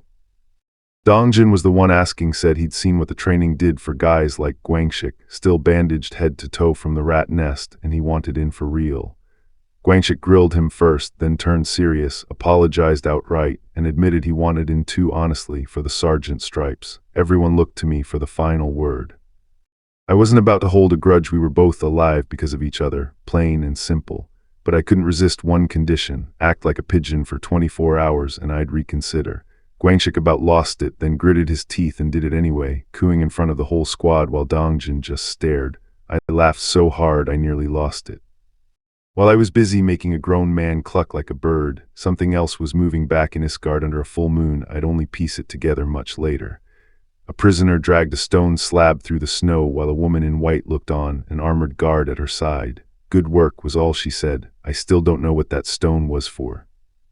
I wasn't there for this, I only learned about it after the fact. Back in Isgard, the saint's own guard finally asked her straight, "How long are you going to keep doing this?" She didn't really answer, just turned barefoot in gold sandals and said, "Who knows?" Then she walked off toward something covered in cloth. What she was hiding turned out to be a working. She poured the last of her strength into a magic circle, burning through herself just to finish it. Her guard could barely watch. When it was done, he told her plainly, this was a gift for the man who'd already left them. Left Isgard, left her. That man was me. Even the woman watching muttered that there was no such thing as too much, like she couldn't believe what the saint was willing to spend. Meanwhile, back at Chiorwin, I was elbow-deep in dirt on another camp-building detail, and I finally said what half the platoon was thinking. Did busting our backs digging holes actually make us better at killing monsters?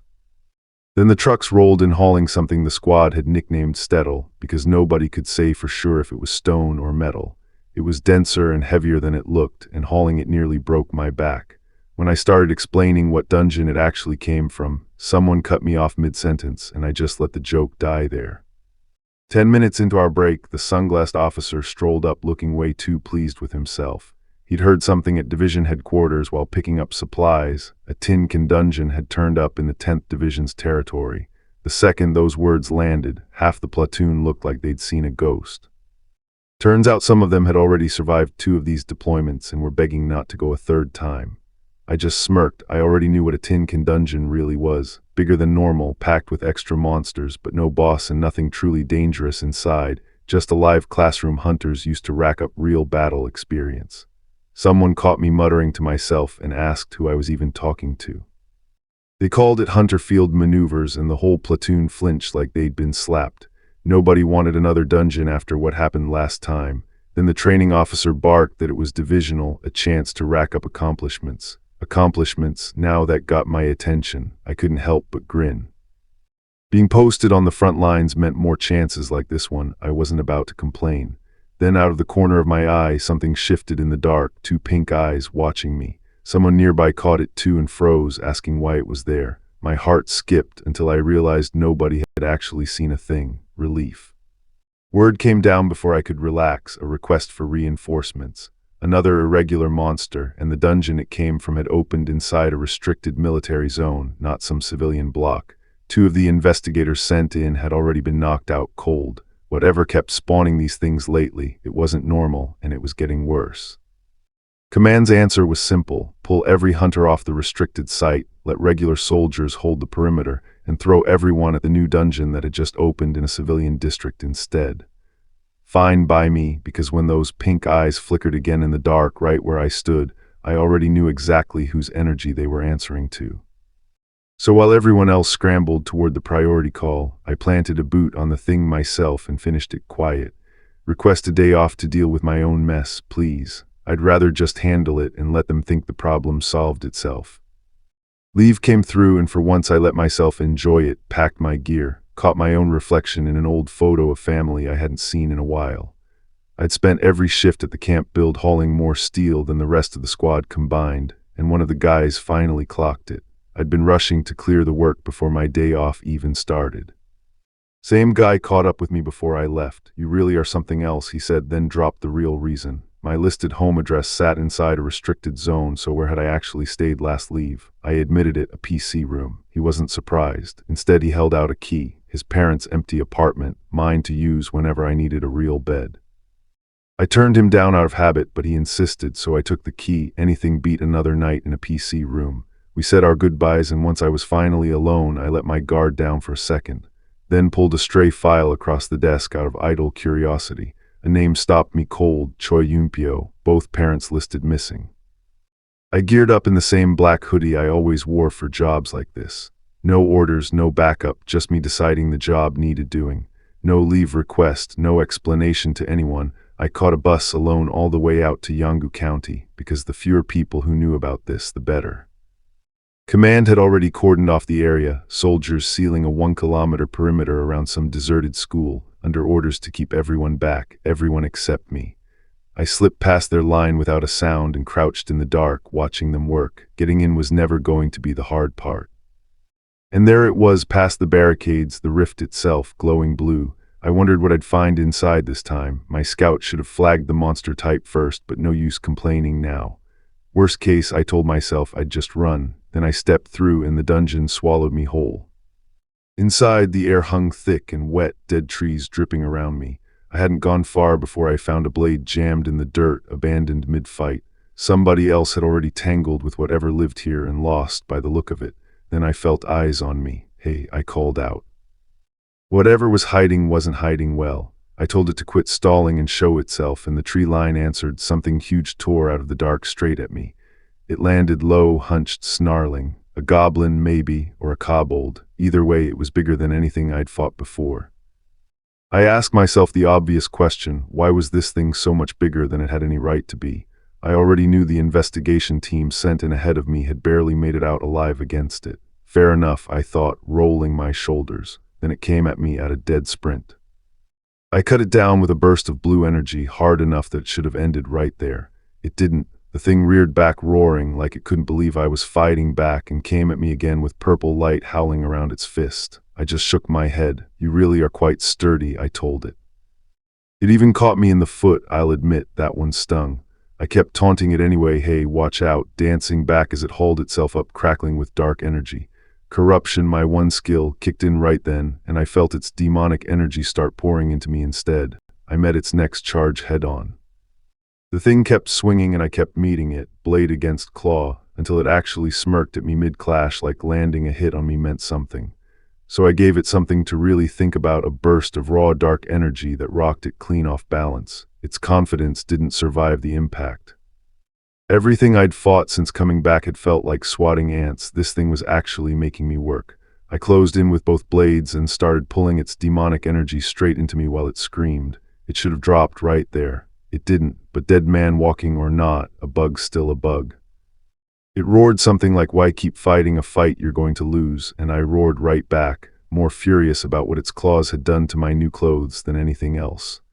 One last exchange, everything I had behind it, and I put it down for good. The moment it dropped, the system lit up, demonic energy absorbed, stats climbing. Then the notification I actually wanted, a new skill, Dark Arrow, unlocked from how much energy I'd just pulled in. Night Walker got sharper too, and somehow I'd picked up an entirely new skill called Dark Swordsmanship. My status window was glowing. A long-range option, finally, perfect. The swordsmanship skill threw me for a second until it clicked. I'd landed a critical hit somewhere in that mess, lucky as that sounds. Then something nagged at me. That creature had already been wounded before I ever found it. Something had been gleaming near it earlier, and I hadn't stopped to ask why. I walked over and picked the thing up, turning it in my hand. An arrowhead maybe, or a piece chipped off a sword. If it was, that meant the investigation team hadn't just fled this dungeon. They'd fought here and lost. Right when I wanted to try out my new skill, something answered the call, a shape dragging itself closer through the dark, hissing with every step. I didn't back away. I raised my hand, felt the wound on my arm still fresh, and smiled. Let's see what an S-rank skill can actually do. The kill was already behind me, but I lingered anyway to clean up the last traces of that fight, smoke and dust still hanging where the monster fell. Once I was sure nothing led back to me, I ducked into an alley and the dark mage disappeared into a hoodie. Time to go back to playing an ordinary recruit. I actually had a good day off, but the second I walked back into camp with a light heart, I felt it. The whole platoon was in a foul mood. Turned out the rumor was true. Our next field maneuvers weren't on some ordinary training ground. We were headed into an actual tin can dungeon.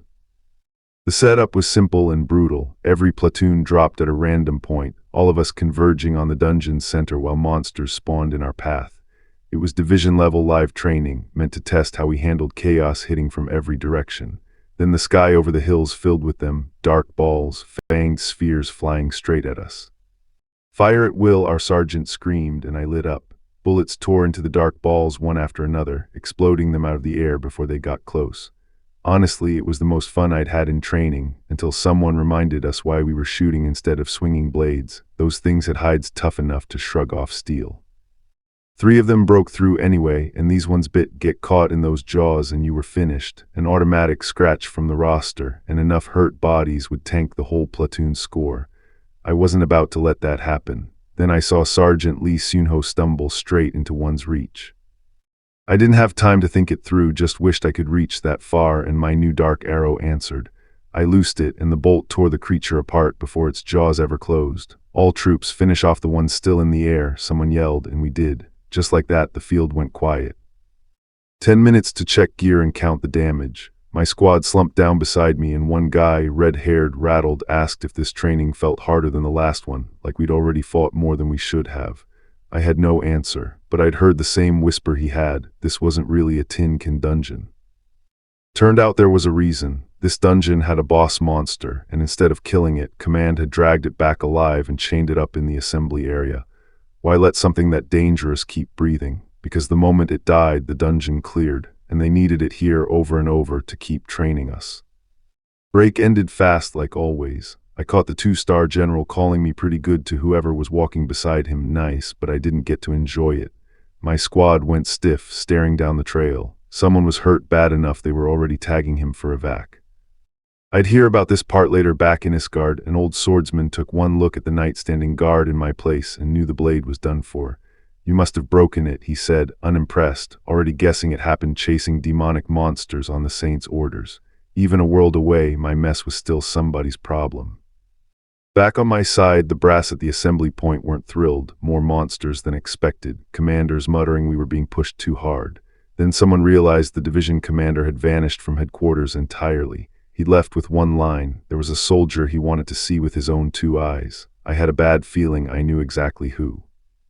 Turned out the exercise came with a penalty. Somebody always got tagged injured and had to be carried out by the squad. Normally that fell to some desk officer from headquarters. Not this time. The division commander climbed onto that stretcher himself, waved off every protest, and told the battalion commander flat out, I heard everything, so don't mind me, just run the training. I'll admit it, I grinned. A division commander playing dead weight just to watch me work. This was going to be fun. And the fun wasn't over. That dungeon threw more than one kind of monster at us, plus a batch of nasty devices the division had rigged in ahead of time. Toads again, the drill kept throwing them at us, but cutting one down barely broke my stride anymore. My blade caught one mid-leap and the system pinged. Basic swordsmanship had ticked up. Primitive skill, sure, but I could feel the difference. Somebody stammered a thank you. I just moved on to the next one. One of the watching officers muttered that this batch of maneuvers was the toughest yet. I didn't have time to agree. A huge worm thing was next, and it went down fast. When the order came to break, I caught that same officer sizing me up, like I'd left an impression he couldn't shake. I wasn't there for this part, heard about it after.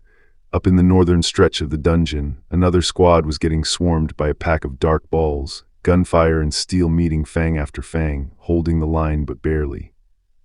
Word was Sun Yuncio had dropped most of that pack solo. People were still buzzing about it when it went wrong.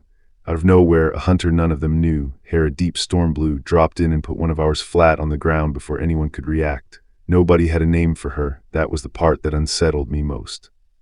Back with my own platoon, we came through without a single serious injury.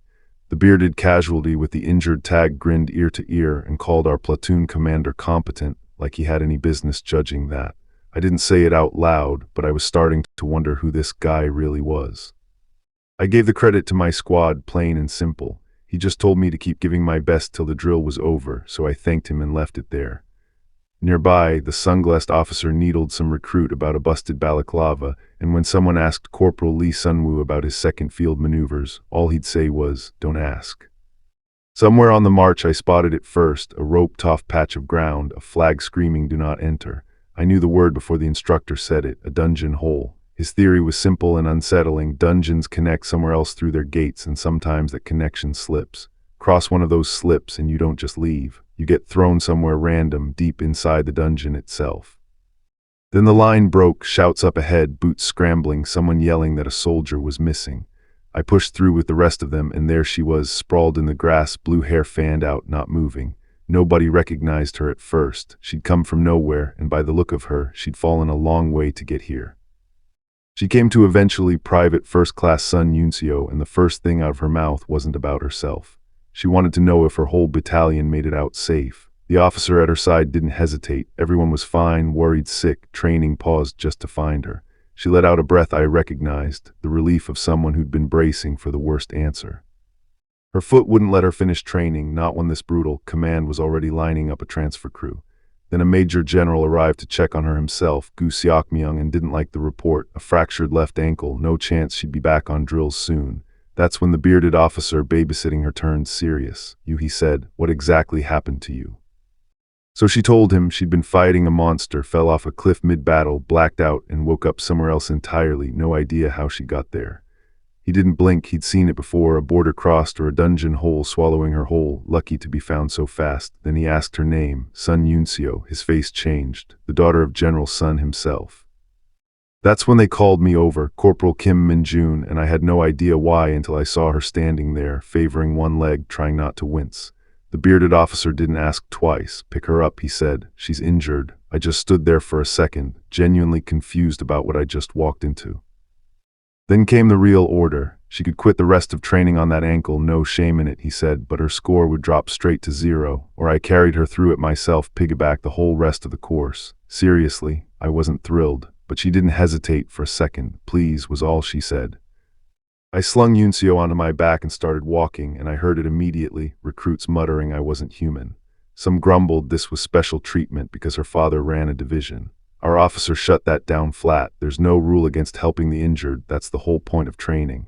What I didn't know then was the disguised commander was seething too, cursing an old friend by name, Sun Tiho.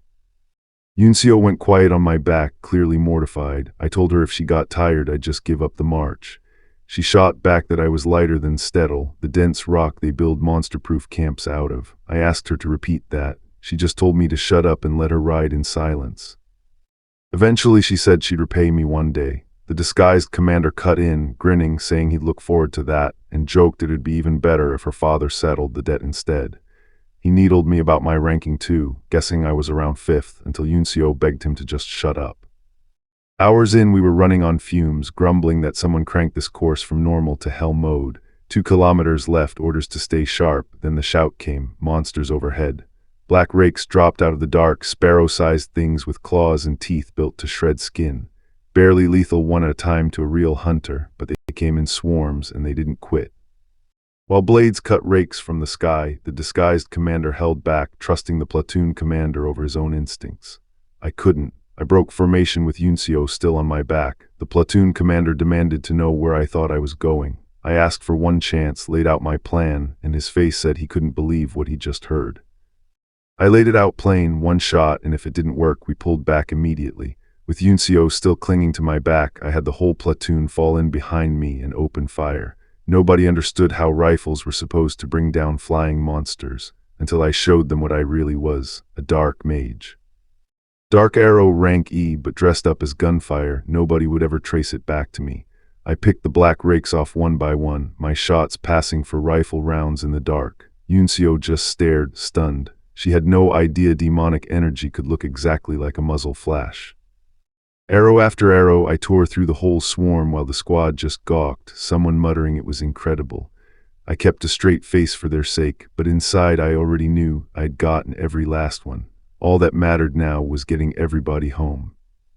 By morning we dragged ourselves back through the gates, half dead on our feet. Then the word came down the line, the entire platoon had passed. After the night we just had hell mode and all, hearing you made it meant more than anything else could. Everyone lost it, cheering. Medics rushed Yunseo off to get her ankle looked at, while the company commander thanked us for holding out to the end and told us to rest up. Then, in front of the whole platoon, he called me forward by name, Corporal Kim Min-jun. He praised me for working harder than anyone, first to move when things went bad. I brushed it off, embarrassed. Mostly I just wanted Yunseo off my back at that point, literally. She apologized for slowing the platoon down, but I told her not to think of herself as a burden. I was just glad we'd made it through together. That's when it started, word that someone outside our unit had been asking about what really happened out there. Then he showed up in person, a colonel from another division entirely, marching in with his own men, everyone snapping to salute. Half the base had no idea why he was here, neither did I. They pulled Yunseo out first thing to check on her. Lucky, they said, all things considered, after that fall into the monster hole. Get her to care now. Then, before anyone could breathe easy, the colonel who'd shown up out of nowhere asked our division commander for a private word. Not later, right now. Nobody knew why, and neither did I. Back at camp, somebody handed me a full tray of fried chicken like I'd earned it. Word had gotten around that the battalion commander praised me by name, best recruit in the division's training. I just ate. What was I supposed to say? A day off followed, half the camp cleared out for town, and the base went quiet. The gossip kept going. The division commander himself had been impressed watching our platoon train, but not everyone was smiling. The 4th Battalion commander was reportedly still shaken up over what happened to Yuncio. Nobody wanted to say it outright, but I could tell somebody up the chain was watching this closer than they let on. What I only found out later was where all that scrutiny was actually coming from. At the 10th Division's headquarters, the Colonel Du Xiaokaiong sat over his tea, sorted through the dungeon cleanup schedule, and asked the one question that mattered to him: how was Private First Class Sun Yuncio doing? Turned out it wasn't a fracture. She'd be cleared to fight again by tomorrow. Du Xiaokaiong just muttered that she took after her father, and right then his phone started ringing. Some stranger's voice came through calling him a bearded bastard and asking if he'd already forgotten it. His face went white. It was Sun Tiho, the 107th Division's commander, and Yuncio's own father, grinning down a phone line, daring Du Xiaokaiong to a duel like they were still young soldiers. All that tension, all that mystery about the outside colonel snooping around camp, it was just one old friend checking in on another's kid. I couldn't help laughing when I heard the whole story later. What I heard afterward was that the phone call spiraled fast. Du Xiaokaiong and Sun Tiho, Yuncio's father, traded insults like school kids, dared each other to a duel, and somehow ended up arguing about Sun Tiho's marriage. Then Sun Tiho just hung up mid-sentence. 2 division commanders, and this was apparently normal for them. Du Xiaokaiong wanted him back on the line immediately, itching for the duel until his aide, Colonel Yu Jihai, pushed back. She reminded him Sun Tiho had every right to be furious. Yuncio had been kept training on special permission before anyone even reported her hurt. That landed. Du Xiaokaiong admitted it. The whole blow-up had been a test to see how the platoon handled someone really injured. Du Xiaokaiong's apology turned almost sentimental. No daughter of his own, he said, but he couldn't stay silent watching one nearly get hurt on his watch. Yu Jihai wasn't buying the theatrics. Then Sun Tiho dropped the act entirely. Forget the duel, just give me the name of the man who carried my daughter on his back. That request had my name written all over it. Back at base, all I knew was that Du Xiaokaiong had abruptly cancelled his day to drive to Dijian, probably to grovel in person. I shook my head at the mess grown-ups made over an apology, then let the squad drag me into a debate over fried chicken. On leave, though, I had bigger problems. My shadow imp had drifted into plain sight, stayed concealed, every time. My imp still couldn't resist popping up when I least expected it, and I laid into it. One day that habit was going to get us both noticed. But it had a reason. Another reading, demonic energy, bleeding right out of a cracked wall in the middle of the city. I crouched down to touch the scorch marks myself. Something had happened here, and it hadn't been quiet. The trail led straight back to Huashan, the same restricted zone I'd already gotten in trouble for sneaking into once. My bunkmates ribbed me for going all the way out there like it was some day trip, never guessing why. All I could think was, I needed another excuse to slip away again, and fast. Vanishing again so soon would look suspicious, and burning vacation days on a mere hunch was risky besides. Lucky for me, my last trip to Yanggu had already paid off. I got pulled aside and named the division's best soldier from the Hunter Field maneuvers, medal and all, and my whole platoon scored a bonus day off out of it. I didn't waste the opening. Could I take my day off tomorrow?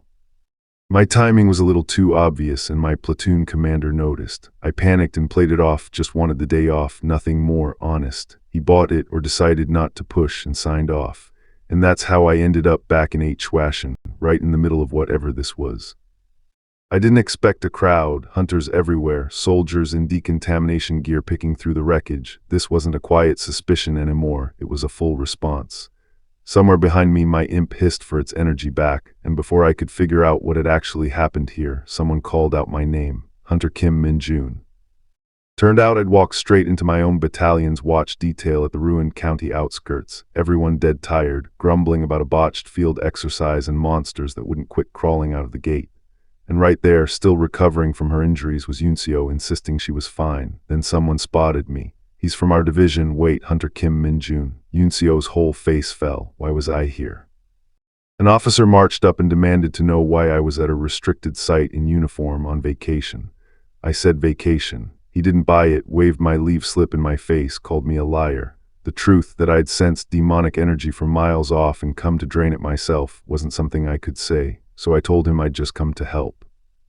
The sky split open again, another gate, right in the middle of the evacuation. Soldiers scattered, screaming for the platoon commander. I didn't scatter. I told them to run for the rally point and stick together. I'd hold the line and buy them time. One private hesitated, tried to argue. I told him he was in my way. Alone, I reminded myself what I already knew. Monsters bold enough to leave a gate instead of hunkering down inside usually aren't the calm kind. The ones that stay put wait it out quietly. The ones that come boiling out instead move in packs, and packs meant this wasn't going to be quiet.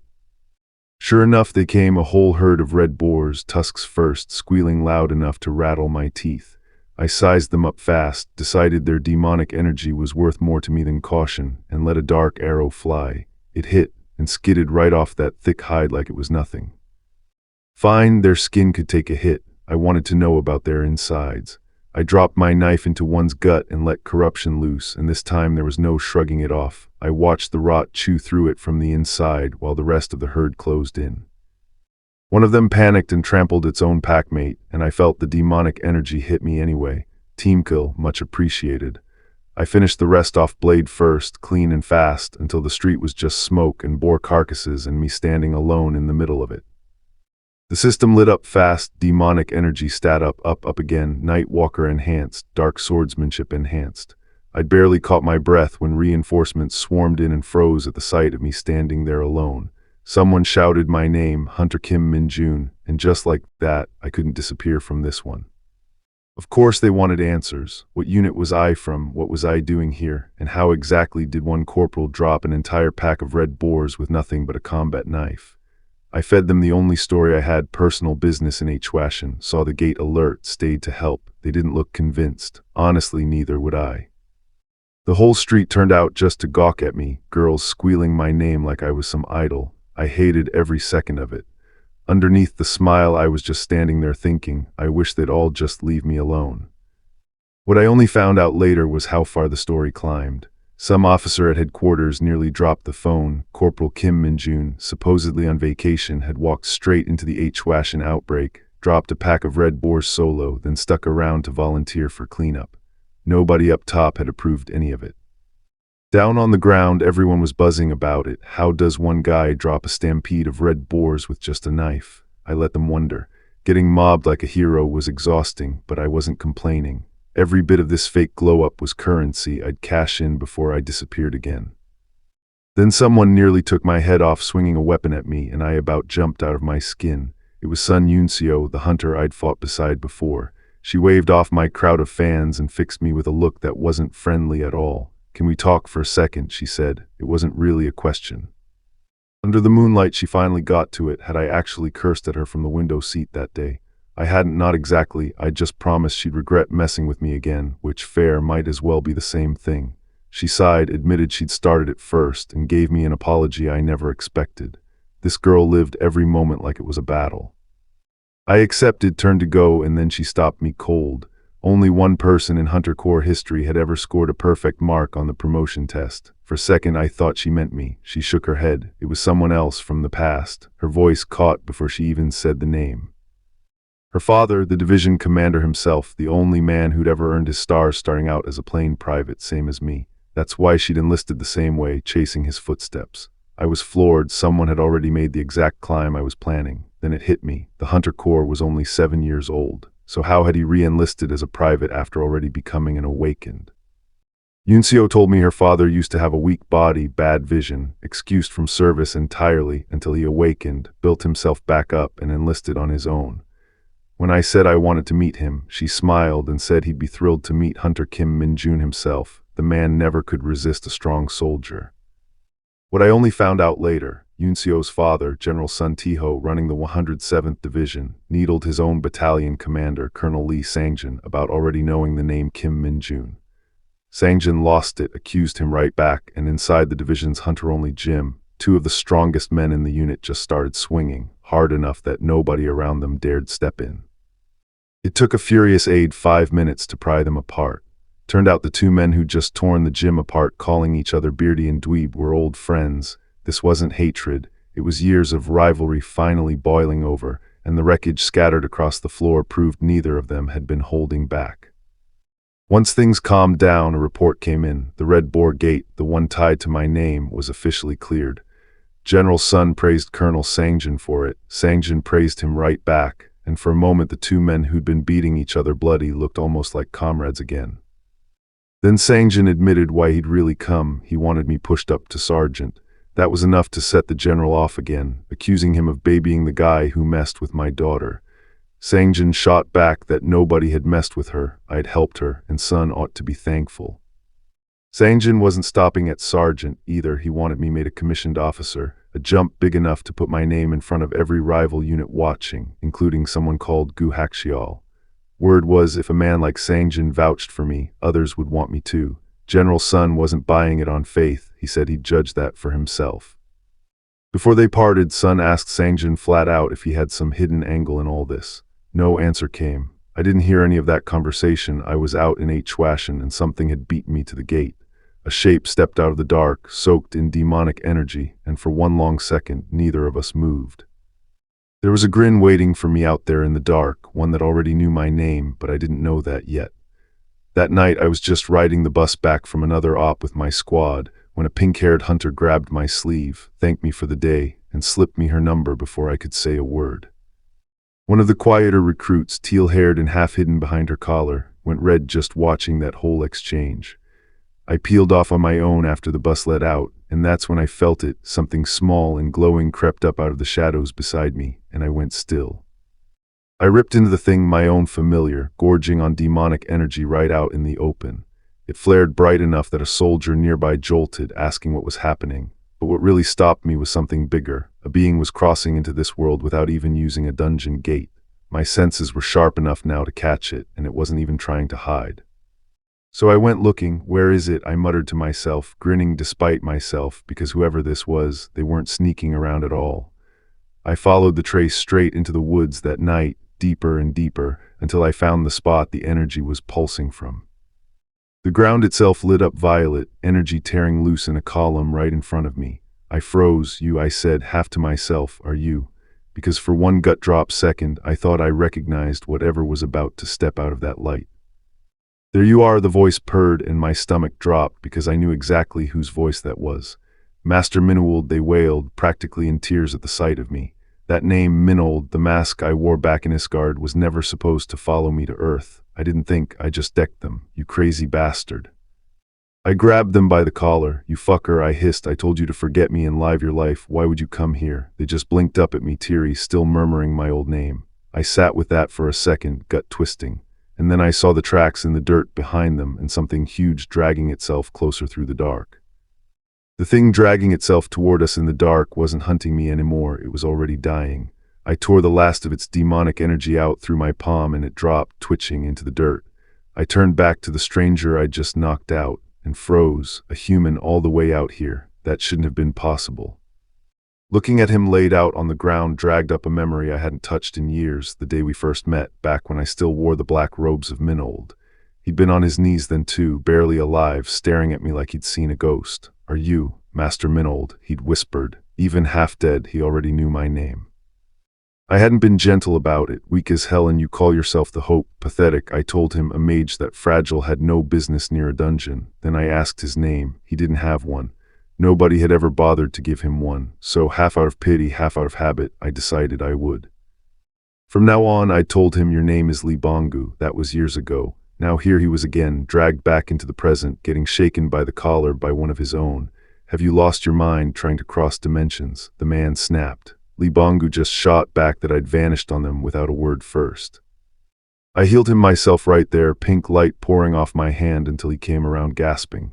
Thank you, Master Minold, you saved me again, he said, already swearing his life to me. I didn't want the theatrics. I wanted answers. Tell me exactly how you got here and don't leave anything out.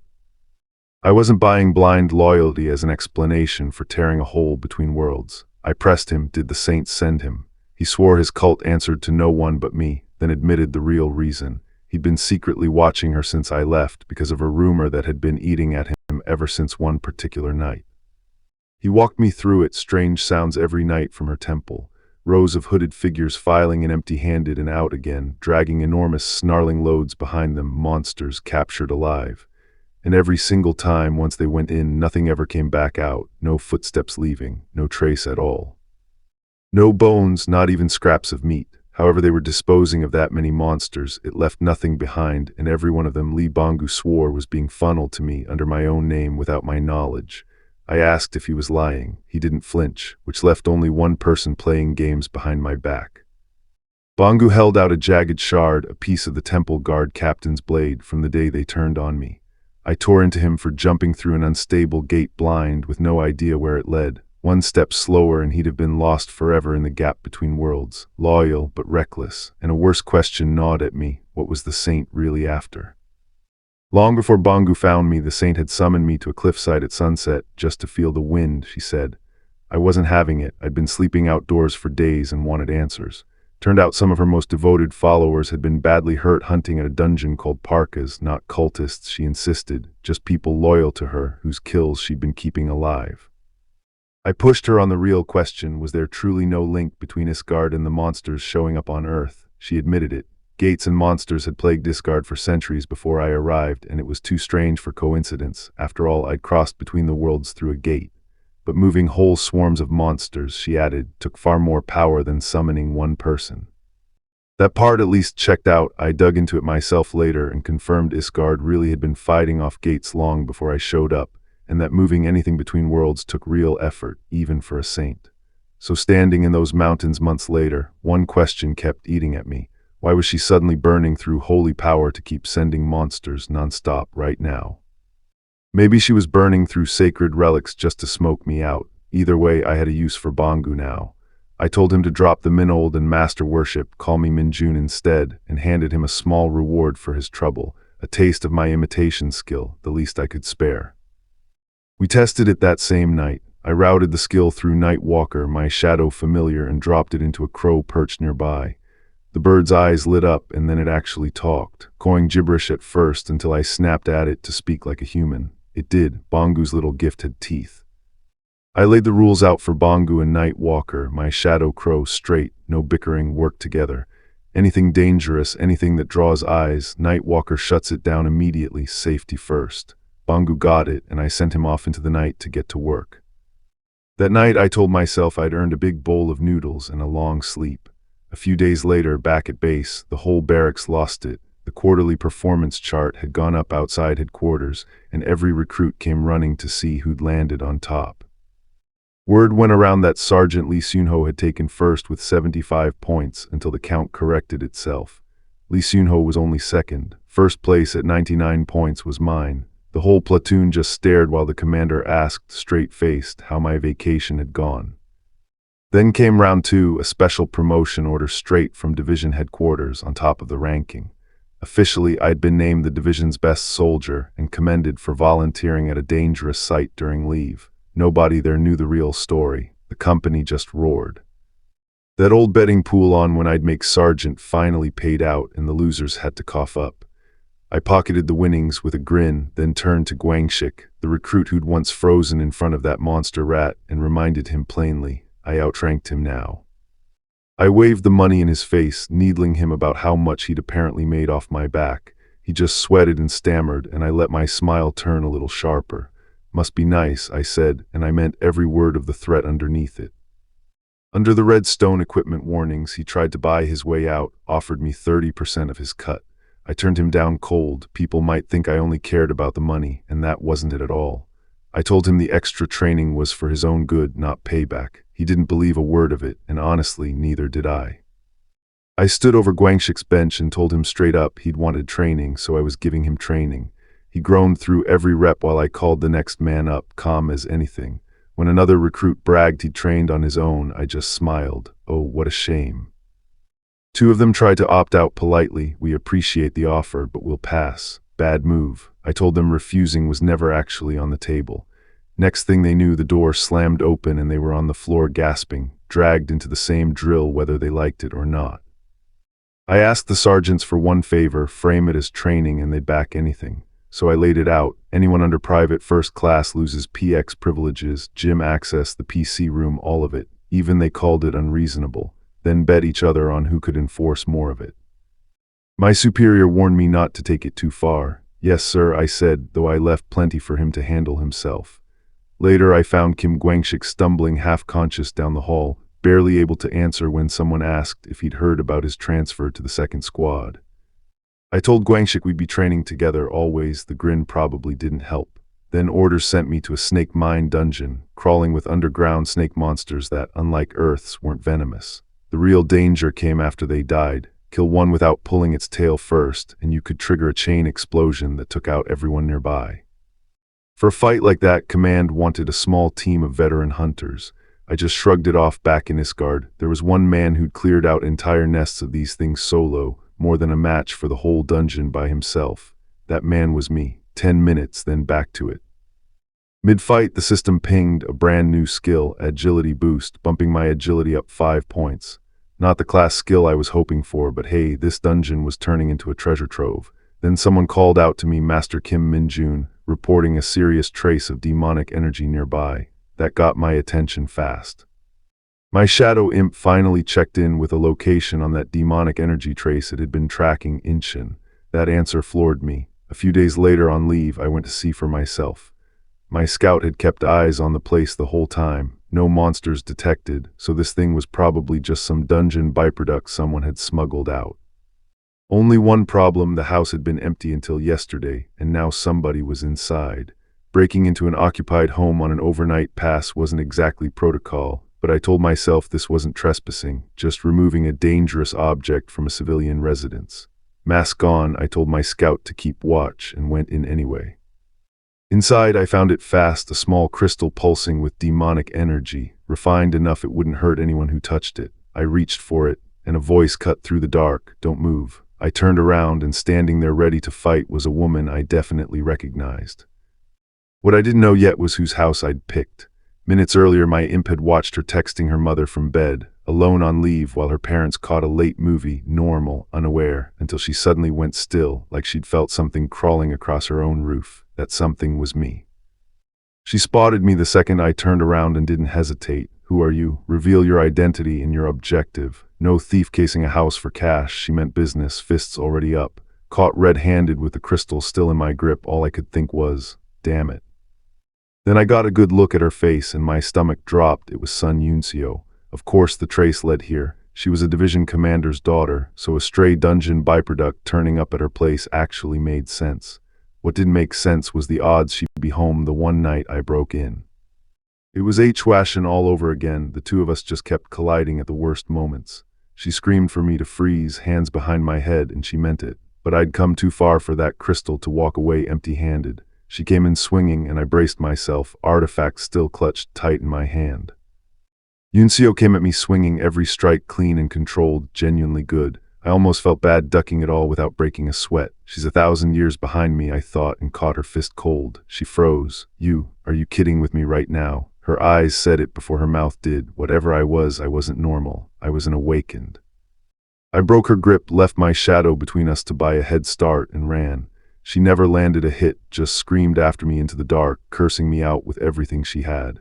By the time she gave up chasing, I was already alone again, turning the crystal over in my hand. The thing held more demonic energy than any monster I'd ever drained back home, more than a normal person's body should survive carrying around. My shadow imp offered an opinion I hadn't asked for, and I nearly snapped at it for interrupting, but it wasn't wrong. Even in Isgard, I'd never seen a monster crystal like this one. Too valuable to just sit there, so I crushed it and pulled every drop of demonic energy into myself. My status window lit up almost instantly, energy absorbed, stat increased again. I lost count of how many times it climbed before the crystal was empty in my hand. Then 2 skill notifications hit at once, demonic energy's singularity and demonic energy's grasp, both born from one dead crystal. I pulled up my status to make sense of it, strength, agility, stamina, energy all climbing steadily. Singularity let me make my own energy colorless, odorless, invisible, on or off whenever I wanted. After a year worrying it'd leak on everyone around me, the timing couldn't have been better. Grasp turned out just as useful. I could reach through my shadow imp senses and go through electronics without ever touching them myself. So I put it to work. New job, track down every dungeon rumored to leave demonic energy behind in whatever it dropped. If there was more of this stuff out there, I intended to find it first.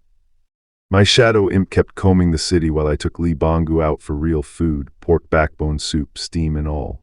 The man nearly lost it, tears and sniffling, shoveling it in like he'd never had a hot meal, which given what he survived in Isgard wasn't far off. Then my phone buzzed, my squad's group chat, already melting down over guerrilla training. For soldiers who'd already blown past the limits of normal humans, guerrilla training didn't ease up, it doubled down. I fell in with the pack, running the ropes, crawling the mud, hauling my body over obstacles built to break ordinary men. This was the part of service nobody warned you about. One wrong move on that line and it was a long drop. When we regrouped, the instructor in the gas mask didn't bother yelling, just told us flatly that we'd apparently sung the anthem 40 times and recited the Hunter Corps pledge from memory. Training dismissed. I understood then why guerrilla training had a reputation among hunters. One sergeant, red-haired and counting down his last year, was stuck eating slop in a miserable field tent, convinced the division commander just hated him. When someone asked if he was even going to eat, he muttered that eating too much meant they'd have to go there. He said it like a threat. That night, Captain Seo Jeongwook called the platoon to attention and told us to stand down. The instructors would cover watch so we could actually rest. Then came the real point of guerrilla training. Tomorrow was trench combat. Everyone stiffened. Whatever waited in that arena, it wasn't going to be a rest day. The rules were simple: no weapons, no real strikes, just push your opponent out of the square or take them down. But inside the 104th Division, trench combat meant more. One sergeant threw grown men out of the ring one after another, and the battalion commanders watching sat up straight. That squad wasn't just tough, it was the one to beat. Turns out the 1st Battalion's promotion wasn't luck at all. Their commander had gotten wind of the trench drill early and trained for it. That set my own commander off because suddenly this wasn't really about readiness anymore. It was ego, battalion against battalion, and the squads that came up short were about to feel it. A private the size of a refrigerator hunted me down just to gawk at the rumors, fastest hunter to make sergeant, apparently. Then he looked me over and called me stupid to my face. I didn't even raise my voice. I just tightened my grip on his arm. Watching him realize he couldn't move, it was almost funny. My squad wanted to march over and settle it for me. I waved them off, not because I had let it go, but because guerrilla training meant every battalion would end up on the same field eventually. Him and me, we'd get another round soon enough. What I only heard about later happened clear across camp in the 4th Battalion.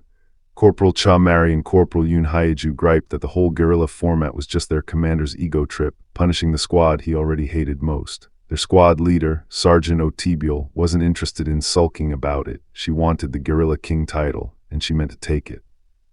That mouthy private from my camp turned up over there too, throwing his weight around, and Otibiel put him flat on his back for it. He got up anyway and went after Cha Mari next, cornering her against a wall, and got a boot to the gut for his trouble. Some guys just don't learn. I watched from the sideline as one bout ended fast. A sneak attack came at her back out of nowhere, but Yunseo caught it cold, and her teammate breathed a thank you before she drove her fist down to finish it. Elsewhere, a losing commander tore into his recruits for getting swept. Grumbling about a name, everyone kept buzzing Cho Seungwon before another hit sent one more of them flying. One bully sneered that a lone recruit couldn't touch his whole crew until her squad surged in behind her and swarmed him flat, and even I had to admit their teamwork was sharp. Talk turned to Cho Seungwon, the name every rival battalion wanted in the quarterfinals just so they could finally beat him, and that's when Cha Mari spun around and shouted my name. Turned out Cha Mari was just waving hello. Meanwhile, the two loudmouths who'd sworn to teach Cho Seungwon a lesson quietly talked themselves out of it, decided forgiveness was easier than a beating, and I filed that away as pure cowardice. Then the announcer called my own squad to the stage, and my sergeant made it plain our vacation rode on taking first place. I just grinned and told them we didn't need a plan, we could each do our own thing and still come out on top.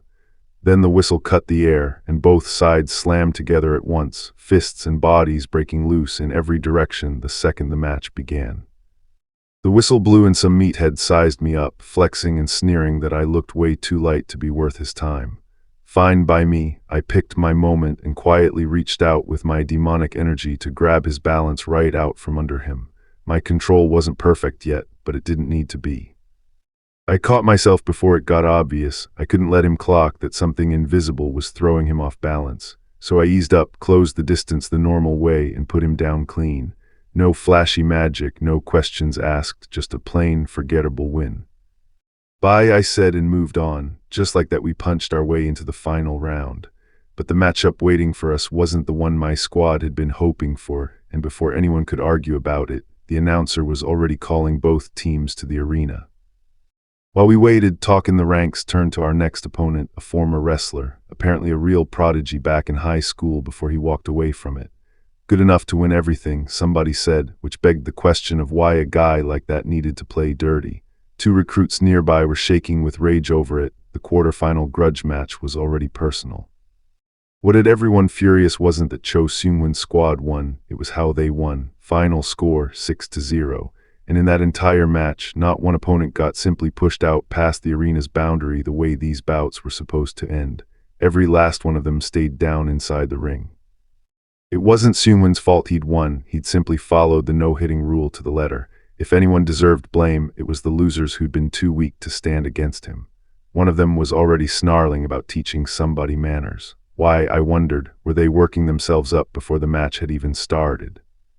One of them smirked and asked if I planned to fight them all myself too. Can't do that with Sergeant Lee Seung-ho watching, I said, not that he'd asked. Then his buddy tried a cheap shot, bragging he'd rattle me by beating up my girlfriend.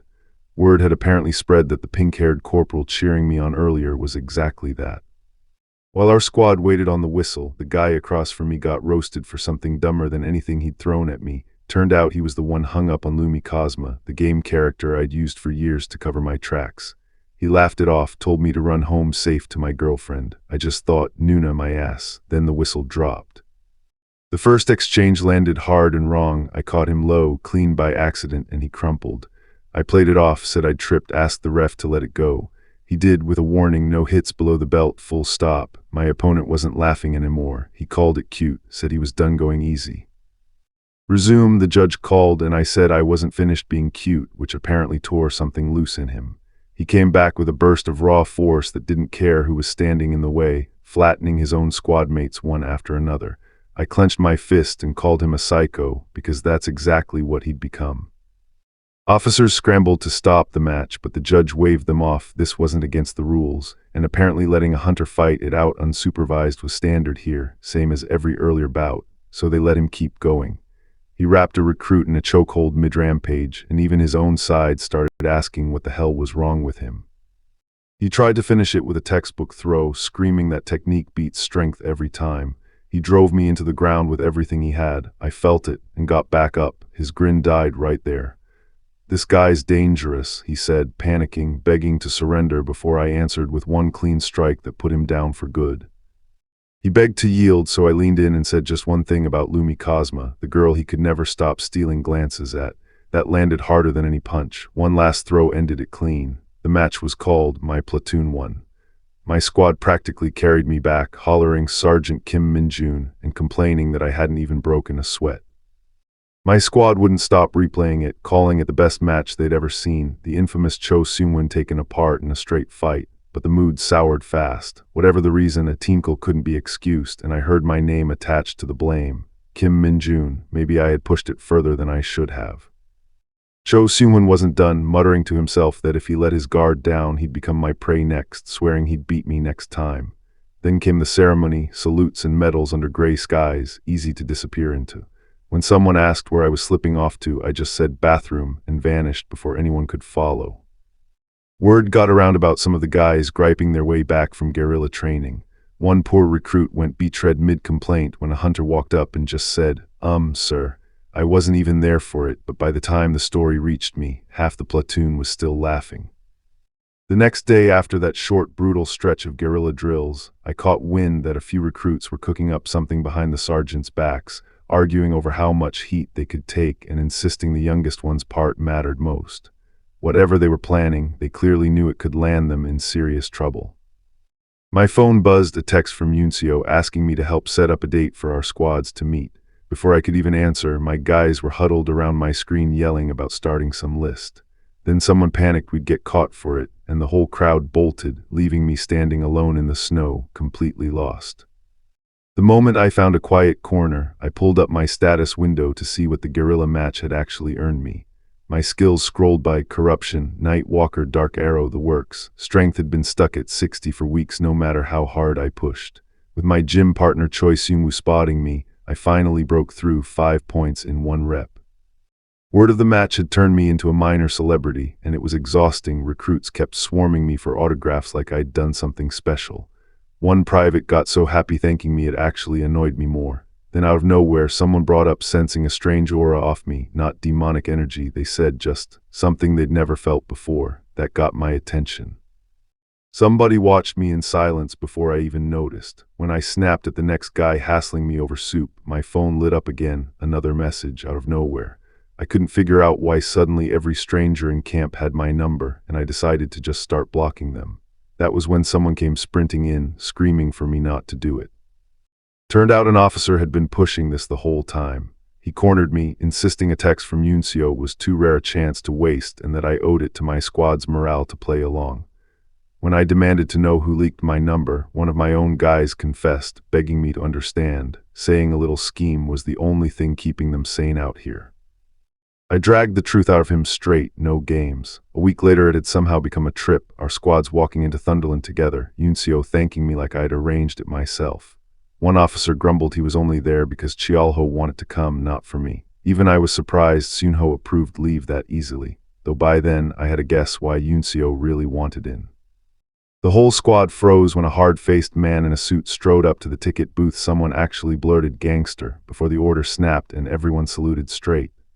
Turned out he was a division commander recruits recognized straight off the TV, and worse, he was Yunseo's own father, come to personally greet her unit while she begged him, mortified, to just go home. Then off on my own for a second, a stranger in a long black coat stepped into my path, eyes locked on me like he already knew exactly who I was. He didn't ask twice. He said my real name, Kim Min-jun, and my stomach dropped because nobody at this park was supposed to know that. Cha Mary waved everyone forward, practically dragging the group through the gates. We didn't have much time, she said, and she wasn't wrong. Both squads piled in together, joking and shoving, and for a minute it actually felt less like a mandatory outing and more like just hanging out. Walking the grounds, I admitted these places weren't really my thing. I'd rather be lifting on my own on a weekend. Yunseo said the exact same thing, surprised I felt it too, and just like that we'd landed on the one topic that actually got her talking. How much weight I could move. Somebody found a shooting gallery 10,001 for 10 shots and the guys couldn't resist showing off, each one swearing he'd clear every target. Most of them missed plenty and walked away with nothing but a consolation prize, a plush mushroom, a stuffed banana, bragging rights nowhere in sight. Then somebody spotted the second prize shelf, a limited edition keyring from some idol called Luna, and one of the girls lost it, insisting it had to be hers. I stepped up, lined up my shots, and cleared the board with 1 bullet to spare. I didn't need it. We handed her the prize and she lit up like it was Christmas. Coming here, I said, had actually been a great call. Then the vendor called the next name, Hunter Kim Min-jun. Before I could even step up, Yunseo pulled me aside and asked, flat out, what exactly I'd said to her father earlier. He lunged at me without warning. I caught his wrist half a second before impact, pure reflex. Only when I saw his face clearly did it click. This was Sun Tiho, Yunseo's father, the division commander himself, and I just passed a test I never agreed to take. He grinned, admitted it was his bad for the sneak attack, then said it straight. Since his daughter owed me one, he was handing over an actual dungeon-grade item, a bracelet meant to boost my stats at random. My reaction, pure, unfiltered jackpot. He told me not to breathe a word that he'd given it to me, offered a standing invite out to Dijian for a meal. Then, cold as ice, promised he'd kill me if I ever tried anything with his daughter.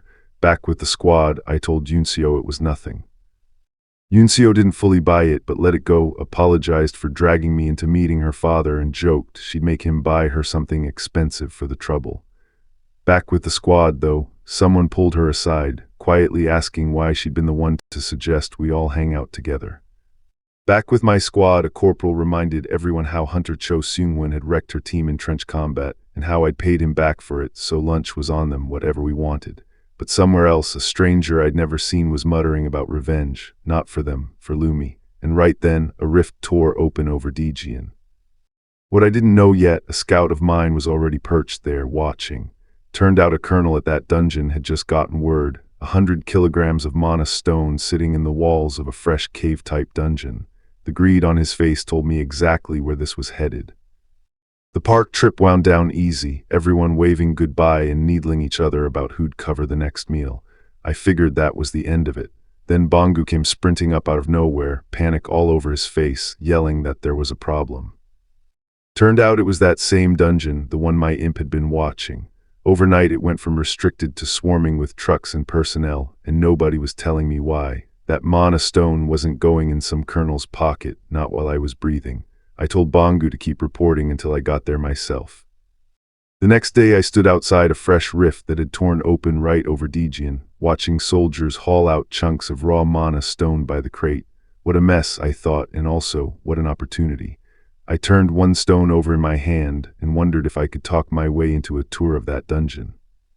Bongu, still wearing his pigeon disguise, flew in exhausted and confirmed what I'd heard.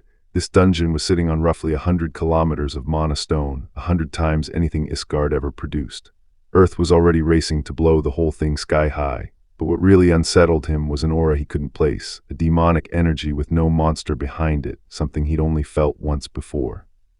Then the rift screamed, black tendrils burst out of the gate and soldiers scattered, officers screaming to abandon the mana stones and just run. I felt that energy and knew instantly this wasn't a real dungeon, it was a fake one, a trap. A sergeant nearby didn't listen. Convinced he could shut it down from inside, he charged for the gate. I shouted for him to stop, he didn't.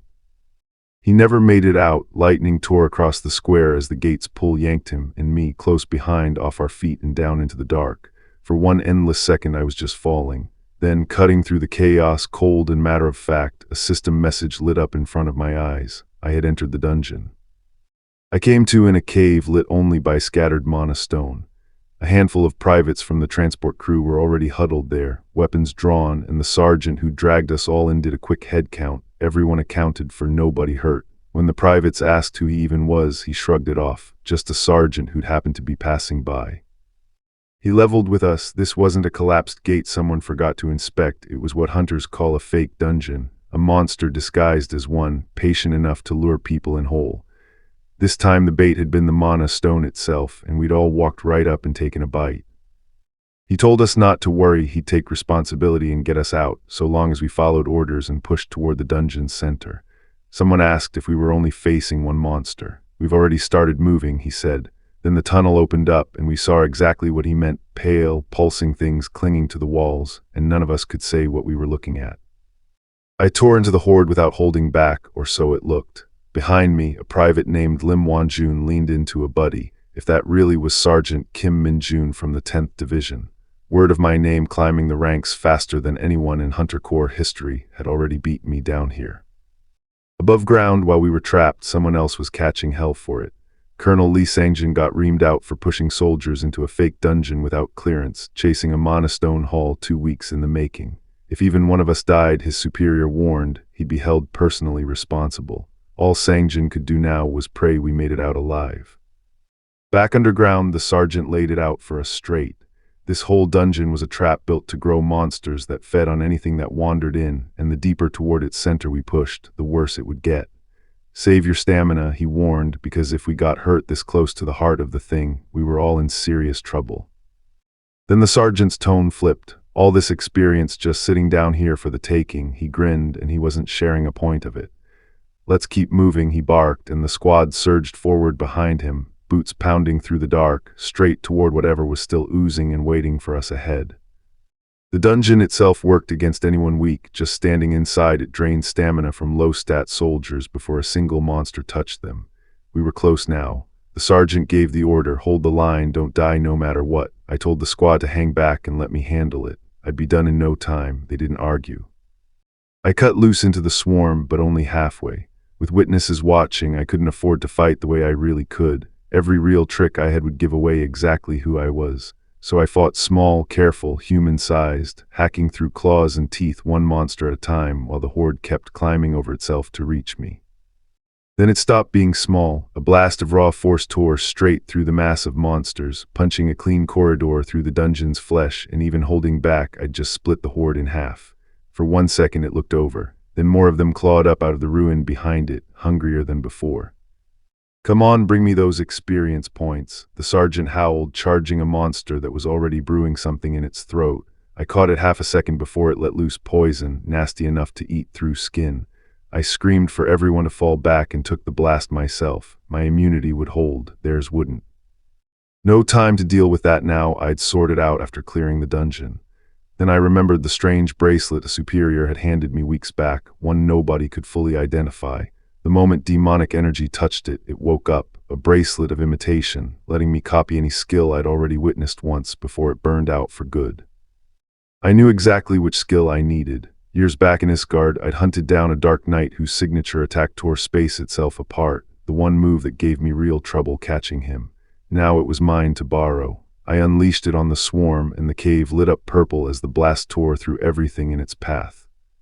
When the smoke cleared, the swarm was gone. What I didn't know yet was the chaos had caused topside soldiers swarming the gate. Terrified, I was in real trouble, while command scrambled to rig a mana bomb just to force it open. I couldn't hear any of it. All I said to no one listening was, "Don't worry." What I only found out afterward, the division commander nearly used that bomb anyway, gambling on an unstable reaction just to crack the gate open, until someone remembered I was already inside with my squad. The commanding officer wanted answers. Why had I charged into a dungeon nowhere near my own post, alone, without orders? My battalion commander was already en route to explain. Above ground, they didn't know I was already inside.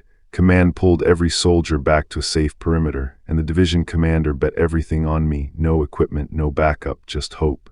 The dungeon gate churned wild and unstable, and just as they braced for the worst, it split open. I stepped out of that portal with my squad behind me, and the division commander lost it, relief, not anger, cracking his voice as he grabbed us one by one. Every soldier walked out alive. The dungeon was cleared, not a single loss on my second op of the day. That evening, the 10th Division's headquarters called me in for tea with the commander, calm on the surface, clearly rattled underneath. He wanted to know why an off-duty hunter, supposedly on vacation, happened to be standing right at a dungeon breach in Dejian. I told him the truth mostly. I'd come for a free meal, and the timing was just unlucky. I told him my body moved before I could even think, pure reflex, no calculation.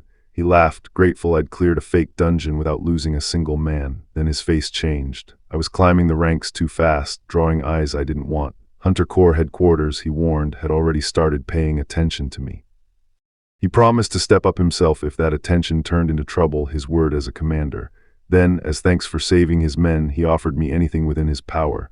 I tested him with a joke about a promotion, shut down instantly. But something behind him caught my eye instead, a crystal glowing faint violet, sealed in a display case. I recognized it on sight, raw demonic energy, still unrefined, the kind nobody topside should be able to identify. I played it off as some weird collector's habit, and he believed it, handing the thing straight over. Then, almost sheepish, he asked the real question he'd been sitting on. What exactly was I to his daughter, Yuncio? "Fellow hunters," I told him, nothing more. Watching him fluster over that answer was almost worth the whole visit. He sent me off still technically on vacation, and I walked into the night with a demonic crystal in my pocket, straight into my next problem. Bongu, stuffing his face and hollering "Master" loud enough for the whole street to hear. I drained what was left of that crystal the commander gave me, feeling my stats climb, strength up, agility up, one after another. Not bad for a freebie. What I didn't know yet was that at Hunter Corps headquarters, General Sun Tiho, Yuncio's father, was getting chewed out over the very mess I'd started, ordered to hand someone over to HQ by morning. The one calling the shots turned out to be General Gu Haxial, the Hunter Corps commander himself. He just smiled when he heard the name behind the chaos. Was it Kim Min-jun again? Somehow my name kept finding its way to the very top, and that never boded well for me. Back at my base, an unmarked car rolled through the gate, and a stranger marched into my company commander's office. Yes, sir, that's right, I was the target. My commander about lost it, convinced they'd timed it deliberately. It all traced back an hour earlier, to two visitors from the Hunter Special Task Force, First Sergeant Yu Tiwen and Sergeant First Class Jiang Minsu.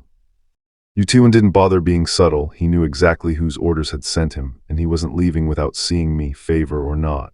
My commander pushed back. Battalion and company officers weren't even around to approve it, but Yutun just threatened to make it official paperwork. That ended the argument fast. My commander agreed to a quiet 5-minute meeting.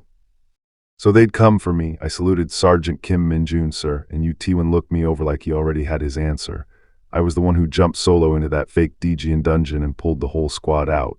Truly amazing, he said. Turns out I wasn't in trouble. The Hunter Special Task Force wanted to recruit me, straight into their extreme, high-stakes deployments.